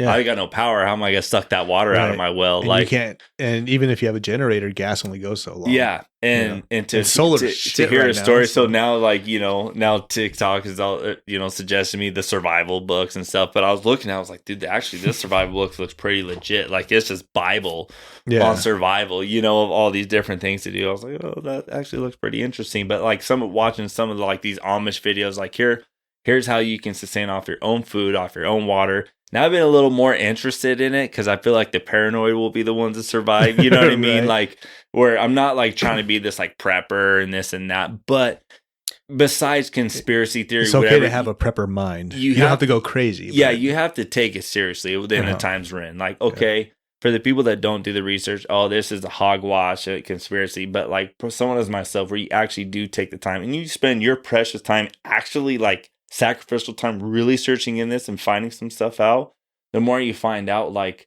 well, a couple different things. Like, to me, it's like, man, I need really like lean on my faith and spiritual walk. But for you, it may mean like I just need to buy more guns, or like, for me, everybody's different. But for me, like, man, I really need to learn to like rely like on the Spirit, like feeling like the Holy Spirit's like, you need to go there. Yeah. Don't stay here. You need to go out of your house and go here. And then like learn to like follow that. Like, I don't know why, but I need to go to the Civic Center right now. And then you know what I mean? Or like stuff like that. Really try to get in tune with your Father God or your supernatural state. Or you could call it divinity, you can call it instinct, you can call it whatever, but something's driving you to do this. Yeah. And you need to listen to those. And I feel like everybody's different, but you also got to be careful. You can't just follow your heart and deceive you. You can't just follow your mind. It's really trying to be in tune, but also it's just be prepared. Like, what does it really look like in this day and age to be prepared for that? And none of us are going to be fully prepared. It's like having a kid or whatever. You're not, but there's little things that might make life easier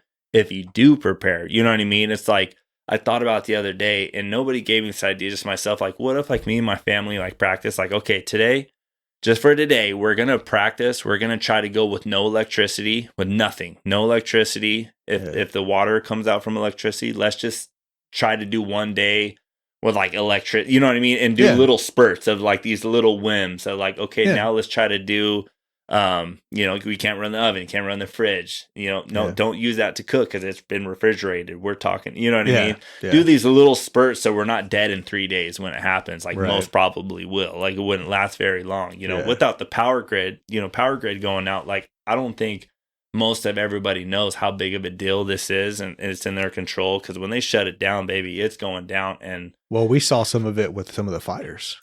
I don't know if you were affected, but we were affected for Oh, about yeah. 6 hours It's without their, any electricity. It's their new policy. They said Yeah. they just shut it down is Yeah. what they're doing. Yeah. Before it would be like, oh, this pole burnt down, we're shutting this area down. No. If the fire even gets remotely closed, They shut it all down. yeah, to their whatever it's called, what their Power stations. yeah, whatever those are called, they're just shutting them down. You know, Yeah. all Yakima was shut down. It just shows Yeah. your refrigerator full of meat and There a it day goes. is There- gone. There it goes. You know what I mean? So just like learning not to be this doomsday prepper, but to really take it seriously. Like, okay, if you're going to provide for your family and my refrigerator, pork and everything, all of my stuff, or my freezer of meat goes out, let's say there's $700 in there, you're down to nothing. Yeah. Like, you what gotta are you make gonna sure do? you use all that stuff first. Oh, I'll just go down to grocery outlet and go to this. Well, grocery outlet don't have power. Yeah. And this shelves have been stocked. So it's really thinking like, what are you going to do? Oh, I'm going to go to the mountains. Everybody's going to go to the mountains. Yeah, have fun. Yeah, everybody's going to go. Yeah, running but up what are there. you going to do up there? Yeah, You're going to fight people for the little bit of food that is up there. yeah, Most people that are like, oh, I'm going to go to the mountains. Okay, do you know how to forage? Do you know how to grow in places that crops don't normally grow? Do you know how to hunt? If you know how to hunt, do you know how to shoot? If you know how to shoot, do you know how to harvest the animal that you killed? That's And probably do you know the how hardest part. Do you know how to cook it?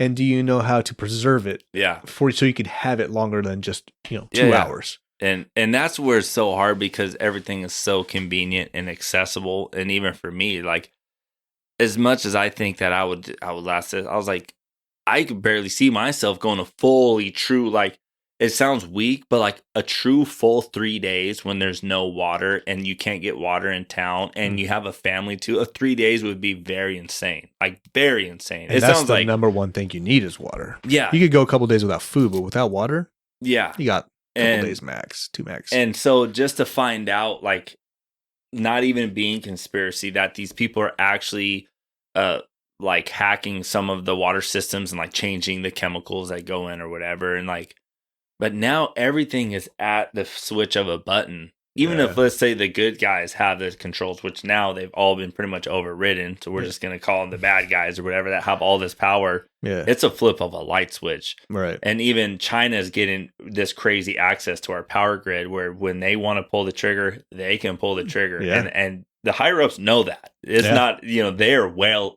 aware. Yeah. We're not. And when that happens, it's just so crazy to remotely give it the thought and be like, okay, is there something I can do? I can't change the world, but maybe I can make a difference in my home, or maybe if you try hard enough and prep, maybe to your neighbors or your community, you know what I mean? Yeah. And be that person, And so what can I do? That's why, like, right when COVID hit is kind of like when I've been red pilled for a long time, but I was a little more red pilled on the whole prepping thing. Because at first I was like, yeah, preppers, whatever.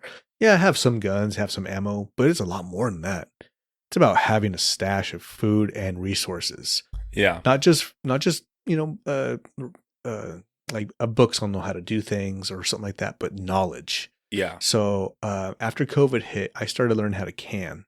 I've been canning foods. I've been canning stuff. Bought a pressure canner. Learned how to pressure can. Pressure can my first meat for the first time. Chicken breast. We bought a dehydrator, doing dehydrated stuff. We're learning how to do that stuff. Obviously, most of that's electric, which sucks. But at least I have that know-how. Yeah. And they have ways to do it without electric. You could dehydrate over a fire. Yeah. You can over a fire. You just got to have the proper utensils and the proper utilities and whatever, and the know-how to do it. As long as you have a rolling boil and it does not diminish, you can foods, high acid foods for long-term storage. Yeah. The only thing that sucks is like the pressure canning. You have to have it going for a certain amount of time. For like meats, it's like anywhere from 60 to 90 minutes. And that should last a couple of years. Just like you buy canned meat at the store. It doesn't look the greatest, but it'll sustain you. Yeah.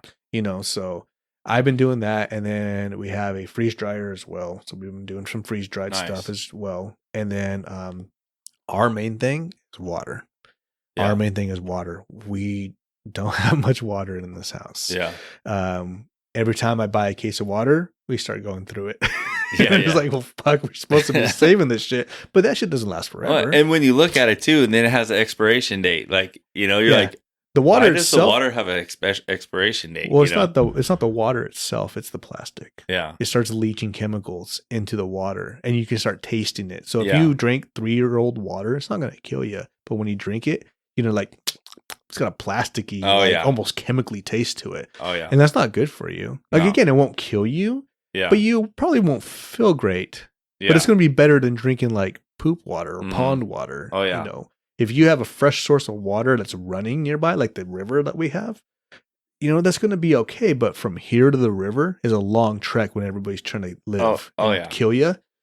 I'm not going to be able to get to the water. Yeah, no, exactly. So and up here, I think all that prepping too, it's like even the work and the time that you spent into that and preparing may not put you in a place where you're living weeks and months longer than anyone else. If it could get you a week compared to 3 days, you know what I mean? Yeah. And it doesn't sound like a lot, but those extra days may be the biggest difference of from everybody else, because they say it doesn't take very long. They say if the power grid goes out, like how long does it take? They're like, you'd be surprised how many people die within 3 days. Yeah. You know what I mean? And like, I'm not for taking people out because I don't want to do that. But when it comes down, like I told Joe, when it comes down to my family, your family who's surviving, of course, instinctually it's going to be mine, and it's just given. You know what I mean? Yeah. And on a fun, this is a fun conversation to go on forever, right? But I just want to go to this Joe conversation. So I was listening to your guys' stuff, and just because, like I said, I know this will go on forever. This whole COVID prep political, thing, but. This funny part is Joe, and I don't know why. I just knew that he didn't really like me for he probably thought I was some punk for what I did, and maybe he'll hear this and hear my side of the story. What happened is I show up to this house party and it's way overloaded. It's just way packed. I was like, this is gonna get busted soon because it got on Craigslist. Oh shit! And it blew up. Like it was one of those movie deals. Like you have 250 people there. Jesus. There are people from all over the place you don't know. You know what I mean? It's packed. People are on the roof partying. You're like, okay, this is gonna bust real quick, but I don't want to leave yet. And I show up, and a lot of the parties I normally all went to, like growing up, I didn't drink. Like I had this jug of juice with me. You know what I mean? And I was just like want to be a social guy and like hang out. And, you're just there for the social. And if I was smoking, then it's usually just smoking weed and hanging out. You know what I mean? And making fun of all the drunks that are sitting there making a fool of themselves. I did a handful of partying, still drinking too, but majority of all the parties, it was just there, just being sober, driving, probably smoking out, hanging out, whatever. Yeah. And I roll up there.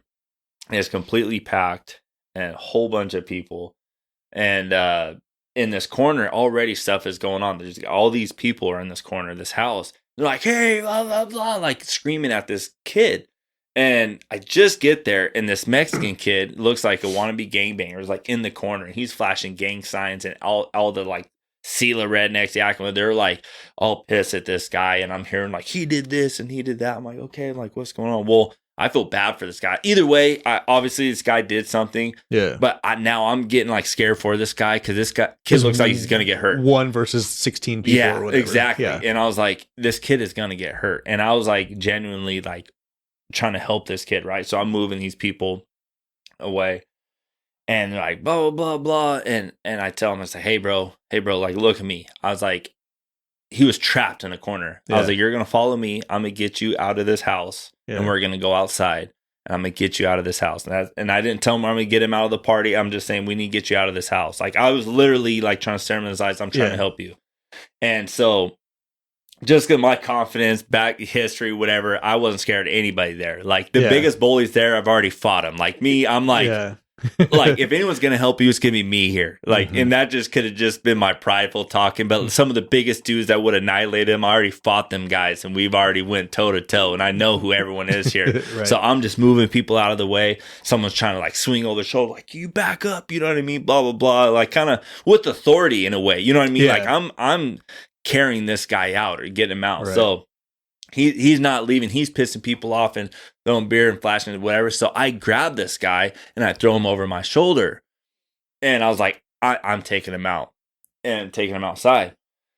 And it turns out to be Joseph's Joseph Mitchell, whatever, at one of his buddies. I guess his name was Rudy, I think is what his name was. And Joe's like, let him go, blah, blah, blah, like yelling at me, like, and he's next to me. And I'm just like stiff arming him, like, you just chill. Yeah. Like, I'm not here to beat your friend up. I'm trying to help, you know. And Joe's just like kind of wilding out on me or whatever. I knew he wasn't going to swing on me, but he was getting a little active. I was like, chill, dude, back up, you know? Yeah. Well, as I'm holding this kid and someone swings and like punches this guy in the face while I'm holding him. And then Joe's getting real pissed off, like, let him go. Do you know what I mean? Because now my homie just got socked in the face and I get it. So I'm like, whatever. So, and then people are like pushing me and stuff and Joe's yelling at me. So I like get it. And I don't know how it happened. I think it was like Colton Reed or something behind me, straight up freaking pushed me. And I'm trying to walk down the 2 stairs down the ground. Mm-hmm. He pushed me. And I go flying with this guy on my shoulders, flying down on the ground, and boom, just smacked him down. Oh, fuck. Well, so he thought like I just picked him up and like straight dropped him, which felt like, you know. So I'm on him like, what the heck? And I'm like not dazed, but I'm like, damn, dude, I just fell from 2 stairs on the ground with this dude, and I'm face first in the gravel, and that like took me a second to realize what happened. I'm like, someone checked me, found out it was Colton or whatever, and I think and. Then he's on the bottom and he's just like swinging on me like this, just like that, trying to take all these face shots, these little like Nate Diaz, little light punches, you know, and I'm like, what the heck? And so I get up and I grab him again because then people are getting like really wild, right? So I grab him again and like I try to do this again or whatever. And now I'm kind of getting pissed off. And I'm like, not in like shock, but now I'm getting in this fight or flight mode because I just got checked pretty dang hard, you know, and I got my bell rung a little bit and I wasn't expecting it. And everyone's yelling. I'm trying to get him out. And I said, bro, walk this way now. Walk up the driveway, like get away, like go. And he's like yelling at everybody. I think he's slowly getting the drift. I thought that I'm trying to help him. Yeah. And I try to get him out. And dude, he comes right at me like he's gonna tackle me, but his head goes right in my chest and I push his head down and his head goes right in between my legs. Like I pinched his head in between my legs, like right by my balls pretty much. I just pinched him, right? And I go in this weird blackout mode. I go and my mind goes literally a flashback right to the 6th grade on the trampoline. We practice all these wrestling moves, bro. The choke slam, the Jeff Hardy flip, the Undertaker tombstone, people's elbow, all that. I go into this weird blackout, boom, and he went into position that we, you know, try to boom, get in there, grab one arm, grab the other arm, you know what I mean? And his head goes in there, and I pinch his arm, and he's just swinging or whatever, and I grab one arm. Like this, I hook it, I grab the other arm, bro. And I was like, no, don't do it. Levi, don't do it. And I jumped, bro, and tucked my legs, my shins, and my knees, and boom, just piles right head first. Yeah. And I think it was an Undertaker tombstone, if I remember of what it was, if I remember right. But, you know, where you jump and put your legs out and he's just basically head first. You're using it as a pogo stick. Just boom. And dude, it was such a hard hit. Like it was like I wouldn't want to wish that on an enemy. You know what I mean? Like I could have killed the guy. Like it was a real it could have literally killed him. And it hit him, but boom, his whole body just goes limp. And then that's where I got him where I want him. So I picked him up. His face is all bleeding. Then I throw him over the shoulder. So I'm gonna bring him out of the party. Joe's hella pissed at me. He's about swinging on me at this point. Yeah. I'm trying to save this kid. So now I got this kid on my shoulder. I'm walking up top of the party away from everybody. I get away from everybody. This guy wakes up and he's swinging on me still, but he's just a young cat, you know, a gangbanger or whatever. And it's just not fazing me. And then I set him down and I just explained to him, bro, I saved your life. I know it doesn't look like because I about killed you, but you were in that party, blah, blah. So he pretty much gets the gist. So now we're walking out of the party and I'm walking with him so he doesn't walk back. And he got a lot of blood on his face. Well, we see in the shadows the lights, the police lights coming through. Fuck. And blue, blue, blue, blue, blue. And I was like, you better run, bro, now. And he goes run the orchard. Cops come in. Pew, pew, passing me, and I'm just sitting here walking. Pew, pew. I'm like, oh no! I found that they rolled up with ARs, bro, and had everybody lay on the ground. Fuck. Like, dude. So not only that, I only freaking Joe from walking out of the party chasing his buddy from being there. Yeah. You know what I mean? So if he really thought about it and listened to this, he'd probably be thanking me later because he would have been at that party, his buddy, from getting whatever. But yeah, it was just a moment I'll never forget. Like, I don't take pride in it, but dude, I'll never forget that tombstone, bro. I was like, I was trying to help you, but you run and jump, put your head right here, and I was just like, oh no. This little sixth grader took over. It's like, I know this move. Don't do it, Levi. Boom. You know, and all the just WWF. In, you're just like, bro, when am I ever going to have another chance to do this? It wasn't even WWE. It was WWF before the, you know, E even came in. Yeah, that F was the OG. It was the best. Yeah, you know, it was the WWF. And I was like, oh, man. What is it? NWO versus... what was it? The ECW and Raw. There was Raw. Oh yeah. NWO versus ECW. Awesome times, bro.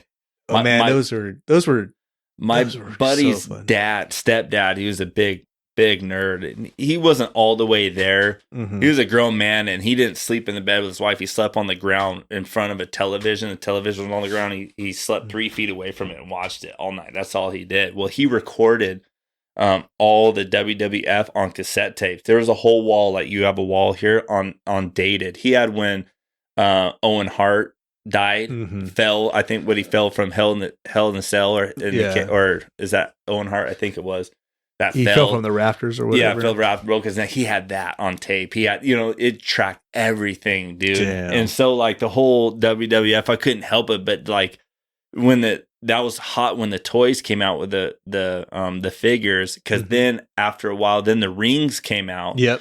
And and not just that, then they upped it where the figures had the 2 metal prongs on the bottom. When you walked past the prongs, it played their entrance music. Did you see that part? Remember that? Yeah. Then it played their entrance music, and then dude, so it was like, I still to this day, like at my mom's, like they kept them for kids to play. I have all the Stone Colds, the Kurt Angles, the Chris Jerichos, the Undertakers, the Kane, some of the knockoff dude I don't remember, the Jeff Hardy, Matt Hardy, dude. I have all those guys still. Those worth some money, bro. Dude, for like collectors, as long as they're not completely fucked. Which, if you're a kid playing with them, they're probably a little fucked up. I know when I see the kids. Right, dude. That's Undertaker, dude. Be careful. Like, that's Kane before he ever took his mask off. Yeah, like, no one knew what he looked like. You know what I mean? Like, it was probably a whole nother dude at that point. You know what I mean? Could have been. And so it's just, I don't know. It's kind of funny, dude. I thinking about that. My buddy Mike, growing up in elementary school. I don't know if I haven't talked to him in a long time. It's like, his name's Mike Merrifield. He used to have like all the WWF characters and stuff. I begged my parents to buy them for me, and they never would. But he had like all of them. He had the ring. He had like the all the different characters. Some of them had like chairs and shit, and all that other stuff. And he had all those, and I would like beg him and beg him and beg him. So we would play with those when I came over to his house. And then he had like a trampoline, like a regular size trampoline, but what they did is they dug a hole in the ground. Yeah. So it was flat with the ground. Yeah. And we would do so many WWF moves on that fucking thing. Oh yeah. We would throw each other around and wrestle each other and do all this. It was so much fun. And I begged my mom, and she finally bought me a toy. And it was a Stone Cold Steve Austin 316. And I love that thing. I brought it to his house, and obviously he already had that, but I was like, this is mine, and we're fighting against each other or whatever. Just remaking, scenes and whatnot. Oh yeah. And then he ended up giving me a couple of them, because he was like slowly getting out of it. And then we would like trade back and forth every time I come over. He's like, oh, I want that one back. And we trade for another one or whatever, even though they're all his except mine. I remember the tables. There was like even tables that would collapse, and then you had to rebutton them back up or whatever and smash the dude. I even had the fat guy announcer. I forgot what his name was. Wore cowboy boots, I even have him as a character too. Double chin, and that's everything. Fucking funny, dude. Even have one of him as a character. Those are hot, bro. You go to like Target back in the day. Man, those are like, bro, Mom, I want to get this. Those and Power Rangers. Yeah, I'd never into Power Rangers, but those were a big one on the shelves at the time. So this was when I was a little bit younger, but Power Rangers were like the top notch thing. It was Power Rangers and this kid. his parents or his mom used to watch me before school and after school. My mom single mom working full time. Her name's Sherry, I believe, and this guy's name is Tristan. I actually know his cousin. I worked with them at Ray's. I didn't know they were cousins until I don't know how it came up, but come to find out they're cousins. But he used to have all the fucking Power Rangers, like all the characters. Yeah. He had the Zords, all the fucking like the robots and everything, and then they were all singles, but then you can mold them and then put them all together into one Megazord. And bro, I was so fucking jealous. I was like, I want this so bad. I begged my mom, and obviously a single mom raising 2 kids or whatever. She's like, I can't afford this. Yeah. And I'm like, fuck, this is so dope. So we would go over there and we would play with them all the time. And I honestly, to this day, like one of these days I'll buy them. Yeah. Like I don't want like the new ones that they rebuild or whatever. Yeah. I want like the original ones. Oh yeah. But those are going for like thousands of dollars. And most of them will probably be like brand new in box. I would want to open it and play it. So I'd have to buy some used ones. Oh yeah, for sure. Because like those, and then the White Ranger, Green Ranger changed to White Ranger, and then it was this whole thing. And then slowly everybody started getting from Power Rangers into like the wrestling thing. And it was like, you had like you said, Bret Hart, and then you had Triple H doing the fucking this thing, and everybody was doing this in school, and we would get in trouble because we couldn't do this. Oh yeah. And people were showing up with Triple H shirts that were doing it on the shirt. Yeah. It was so fucking... The whole suck it thing. Yeah. And was it Degeneration X? Or that wasn't it. It was... No, it was... what was it called? What the fuck was it? That had something to do with X. I forgot it. Yeah, Because there's Shawn Michaels, too. Yep. Come out. I'm just a sexy boy. Sexy boy. I'm not your boy toy. Jesus. Memories. It was that, and then the big thing back then too was like Pogs. I was just about to ask you, did you ever get into Pog? It was a little bit before me, so I would just hang out at people's houses, and they had the little tube, with the Pogs or whatever. And I have a whole Pog set.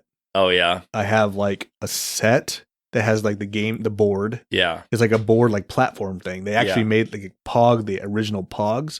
Made like a whole like competition set thing. Oh, I got that, and I have a fuck ton of tubes of just like the random ones. Yeah. And then I have pages like like they put cards in sleeves. Yeah. Like those of Pogs. And they're like all like the holographic ones. And then I have a bunch of slammers. They're put away in storage, but I have them. Yeah. And I had out here a few random Pogs that I had in some bag out in the garage. I pulled in, I showed Xander, and he was like, "What are these?" Yeah. And I'm like, "These are Pogs." He's like, "What do you do?" And I'm like, "You just slam them." And it's like, what? They don't understand. But back then, that was like the hit. Oh, yeah. It was that and marbles were the big thing. Yeah. Cat eyes. Cat eyes, everybody had cat eyes, but then you get like the really cool ones. Or you get some of the kids' parents worked at like a machine shop or something and had like the ball bearings, and they use those as marbles, or like the steelies. Yeah. Those were fucking dope. But like they basically outlawed those on our playground because kids were like betting with them. Yeah. They're like, "Oh, I bet you this stack versus that stack of Pogs that I beat you." And then the kid would lose and he'd cry and go home to his mom. His mom would call the other parent, "Hey, your kid took my kid's Pogs." And they got to this big thing where they just outlawed them completely. Yeah, that was just crazy. Yeah. And it was something stupid like they call them milk caps or Pogs, Yeah. So, and those things were like the hit back then. So it's crazy how like the trends, and then they've never picked back up. Like all these other things have picked back up. Even Beanie Babies had to come back for a while. Yeah. Pokemon, a big thing. Certain things I haven't seen Pogs come back yet. Yeah. I'd really like to. I haven't seen the purple ketchup come back out either. Oh yeah, purple ketchup. Like, I mean, they even did like the Tamagotchis and shit a couple years back. Remember the Tamagotchis? They're the little like nano pet things. So there's like it's probably like, I don't know, 2-3 inches wide like this, like a little like egg looking thing. And it had a screen on it, like 3 little buttons. And basically what it is a little egg on the character screen. And then it would hatch. And then you had a Tamagotchi. And basically what you would do is just feed it. You just feed it and play with it. That was it. And everybody had those. Wow. And some people had like 2, 3. Some people had 30. And then they also came out with this one called, I think it was called Nano Pets or whatever, where you can get these little dinosaur or monster characters, and you can get them strong or whatever. And then they had these like prongs on them that if you touched them to another one, they would battle. Oh, wow. And my brother and I would battle each other. I'm surprised I've never heard of that. I may have to see a picture of it. Yeah. Have you ever heard of Neopets? Neopets, yeah. Have you ever heard the Neopets back in the day? Fuck, yeah. Did you ever have a Neopet? Do you think I don't think I ever did. I think I was past that kind of thing at the time, but it's possible that we may have. But let me see if I can look up Tamagotchi real quick. Did you ever have a Furby? I did have a Furby. Tamagotchi. Yeah, I remember seeing that. I don't think I understood how it worked, but I remember seeing those. Yeah, that's basically what the Tamagotchis were. Did you have to lock your Furby in a cabinet and try to get it to go to sleep at night? Your mom was like, fucking hated my brother. Well, my brother got one. I never had one. My brother had one. He had a Furby, and that thing, when the batteries got low, it would like become demonic, bro. It would like, and he would like say random things, but it was crazy because like it was cool at the time, like when you first got it, because like the whole guys behind it was like it would learn from it. Yeah, it would speak this whole other language, and then as you talk to it or it being around you, it would learn the language of English, even though it was already programmed in there. It would just change over a period of time. But that was the whole thing behind it. And then like the government and all these people were worried about like, oh, it's a spy thing or whatever. Like, dude, what if now, like, you know what I mean? Take the same thing, like the Furby now, where it's like learning, and you have these like actual toys like that have AI in it, and like. That's pretty gnarly, dude. They did come out with Furbies a few years ago, like 2 or 3 years ago. Oh, really? Like updated ones. Wow. I don't know like the technology behind it. I'm assuming it has like some very like archaic form of AI. But it's just kind of cool. Like I said, some of those things are coming back. Yeah, man. Like, that's interesting. But I think the reason why is because all the people that were kids back then, growing up with all that shit, are now grown adults with money now. Yeah. So they're fighting, they're pulling into that whole nostalgic feeling. And they're like, well, I had a Furby when I was a kid. I'm going to get my kids Furbies. And they're like, Mom, I don't want this. I want to play on the tablet all day or PlayStation or whatever. So, but it's more for like the younger kids, I guess. That's one thing I really like with the music we create. I'm stuck in like the 2000s and a lot of classic music and stuff like classic rock, but especially like for rock, like 2000s. Like it was like Seether, Three Doors Down, Creed, Breaking Benjamin, blah, blah, blah. Like the same thing. I don't even like, I listen to some newer artists, but majority I'm still stuck in the 2000s. So I think that's what some people like about our music too, is that it gives them that 2000 nostalgic feel. Has that feel. You know what I mean? And that's what I love too, like bringing people to the past, you know, just like, and when you listen to that all the time, it's going to bleed out into your music too, you know? And that's where a little bit of the influence comes from. Oh yeah. You know, so, but yeah, if you look at my Spotify playlist, I have most of the stuff is probably pre 2010. Even like, because I graduated 07, probably about 2010 and beyond, like before. Very few things do I have on here that are after pre 2000, like after 2010, like recent stuff. Yeah, I have a few things here and there. There's a guy like named Kaygo, Kaygo. I actually really got into him because he's got kind of that screamo like kind of style, but he also like does stuff with like dubstep people. Oh. So he has like that dubstep, but then he's like, and I'm like, fuck, this is cool because it's like, it's just a different style. It's like that, like I said, like we said earlier, that molding of two different genres. Yeah. I've really gotten into him. He's done stuff with like Atreyu. He's done stuff with a bunch of different just random artists, and he's got that cool look or that cool style. But a lot of the stuff that's newer, I don't really listen to because it just, I feel like there's no like soul behind it. Yeah, no, I totally agree. It's hard to find it. There is some, but it's not most. I know that. Yeah, there is some, and I do listen to some stuff, and I do listen to some new stuff because some of it's like it's got a cool beat, or maybe the lyrics are kind of cool, or it's just an artist that I've liked previous, and I'm trying to like support them somehow by just giving them a couple sound scans, couple times a month. But like, for the most part, most of my stuff is older. Yeah. You know? And I like it because it also brings me back to what I was feeling as a kid. Some of the, I feel like best days, like, don't get me wrong, best days are always ahead of you. I get that. But like some of my best days, I feel like, is like, you know, seeing that S on the, you know, drawing those and like, whatever what is that S called? If you look on Instagram, it's called the S thing. If there's an actual Instagram for that thing, it's called the S thing. I think it's the letter S underscore thing. I'd even put the shadows on it sometimes too, yeah. you know, the shadow, but stuff like that. Like, it's just, it always brings me back. And I feel like that was just the prime of life. You know what I mean? Just like, let's go back to those times. And so that's why when I listen to that music, or Stain, or, you know, some of those artists, I feel like rap does it too, but for some reason it was just like the rock and the classic rock, like Soundgarden or Pearl Jam. Those are the ones that really bring me back. Just listen to that growing up in Tampico. So when I hear it, I like, not trying to relive the past, but just like always remember where you came from and where you are now. You know what I mean? Well, and there's a difference between reliving the past and dwelling on the past. Yeah. Like, if you dwell on the past, you're like just wishing the entire time that you were back there, then that's one thing. Yeah. But if you relive the past a little bit and you go like, man, that was a good time. You know, those are good memories. There's no shame in having those memories and going back and looking back on them. Yeah. Because that basically made you who you are today. Yeah. You know, absolutely. And it's good reflecting on those things. I'm curious if there's any listeners on the Catchall that make it to the very end. Like, anybody that listened all the way to the end, I want to give them some Leviticus gear, but I'm gonna test them too. They could easily fast forward and go to the end, but if they make it here and they get a hold of our Leviticus page and tell us they streamed it and listened to it, I'll hook them up with some Leviticus gear. But I'm gonna quiz them on what we talked about. I won't say anything in the show notes or anything about anything like that. I'll just tell them kind of about what we talked about. If they made it this far and they hit me up on my Leviticus page, I'll get them a shirt and some gear. But I'm also quiz them about what we talked about. Yeah, man. I mean, yeah, it's legitimate. I mean, I do have a few people that I know for a fact that listen all the way through because you can see the stats or whatever. Yeah. But then there's some that, you know, it's weird, like YouTube especially, because I do have some stuff on YouTube, but it's just like like I said, I started the YouTube for the video. Yeah. When I do eventually get there, but it's just like our logo. Yeah. And it's just the audio. But there's been times where I've seen it where people just watch or listen to the first like 6 minutes. Yeah. 10 minutes, and then it's done. It's weird. Yeah.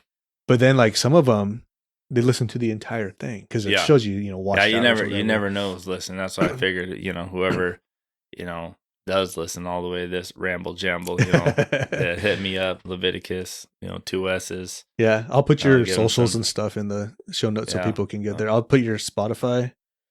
You have a Spotify, right? Yeah. I'll put your Spotify. I'll put your Facebook. Sweet. What else do you have?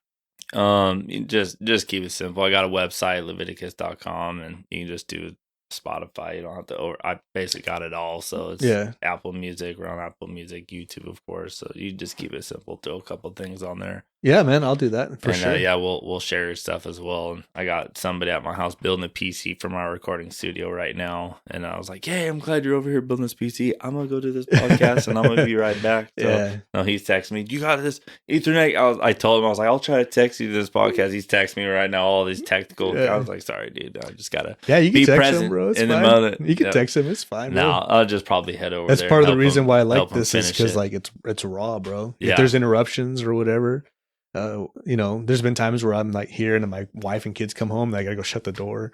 I'll try to edit some of that out, but it's like, it's raw. Yeah. People appreciate it. I don't want it to be like just straight studio.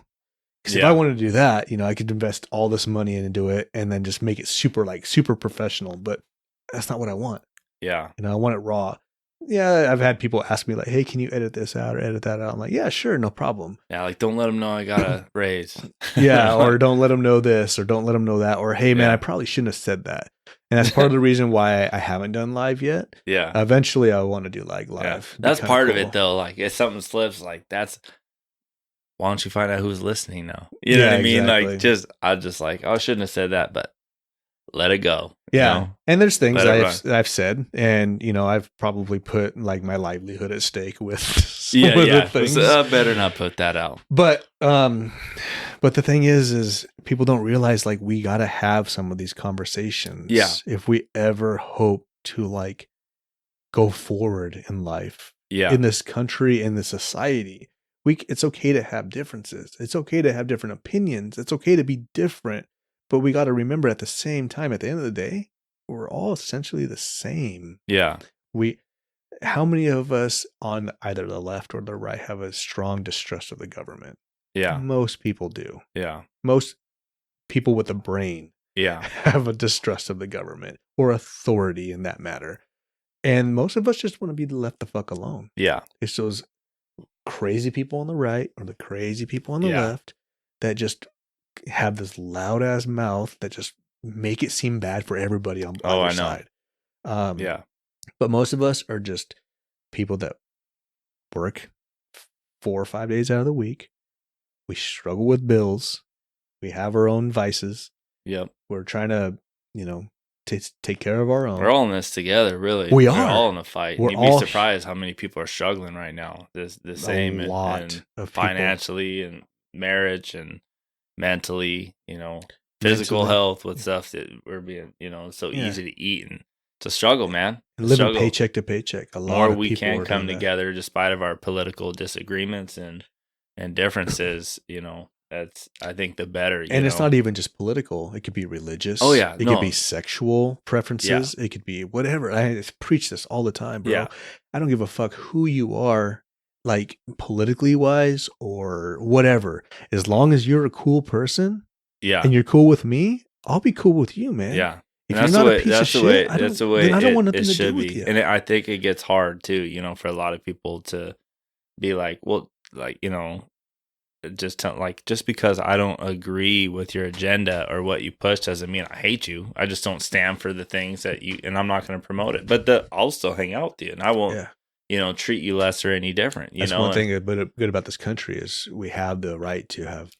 But a lot of different people think opinions. if you disagree, it's just like You're hateful towards that hateful or person. racist, or it's blown out of proportion, and so It's like there's no fixing it. There's just to a point, even talking about it doesn't make a difference. You just learn from it. Like, you know what?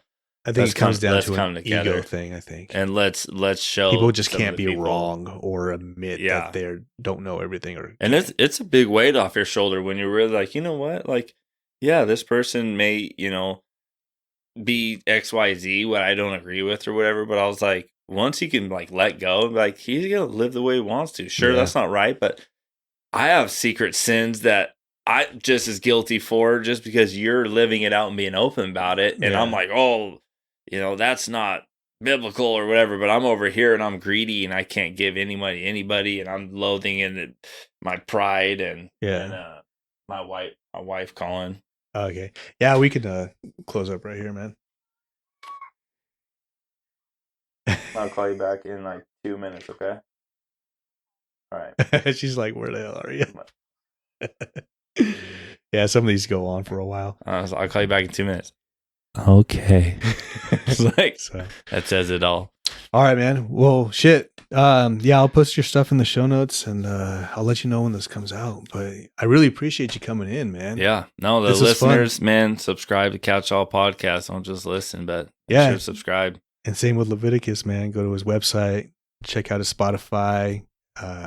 Download his music on Spotify or Apple Podcast or Apple Music, or you're on pretty much any. Yep. Anything, Leviticus, right? 2 S's. That's how you're gonna get us, not just 1 S. It'll be buried in crazy biblical stories. Yeah, you got to have a little bit of difference there, so you can stand out. So. Yep. All right, man. Well, this was fun. Yeah. Do this again sometime. Yep. All right, down. cool. We'll have you over at my place next time, and we'll do something like this too. Yeah, I'm down. Check out the studio. Anytime. Yeah. Cool. Cool.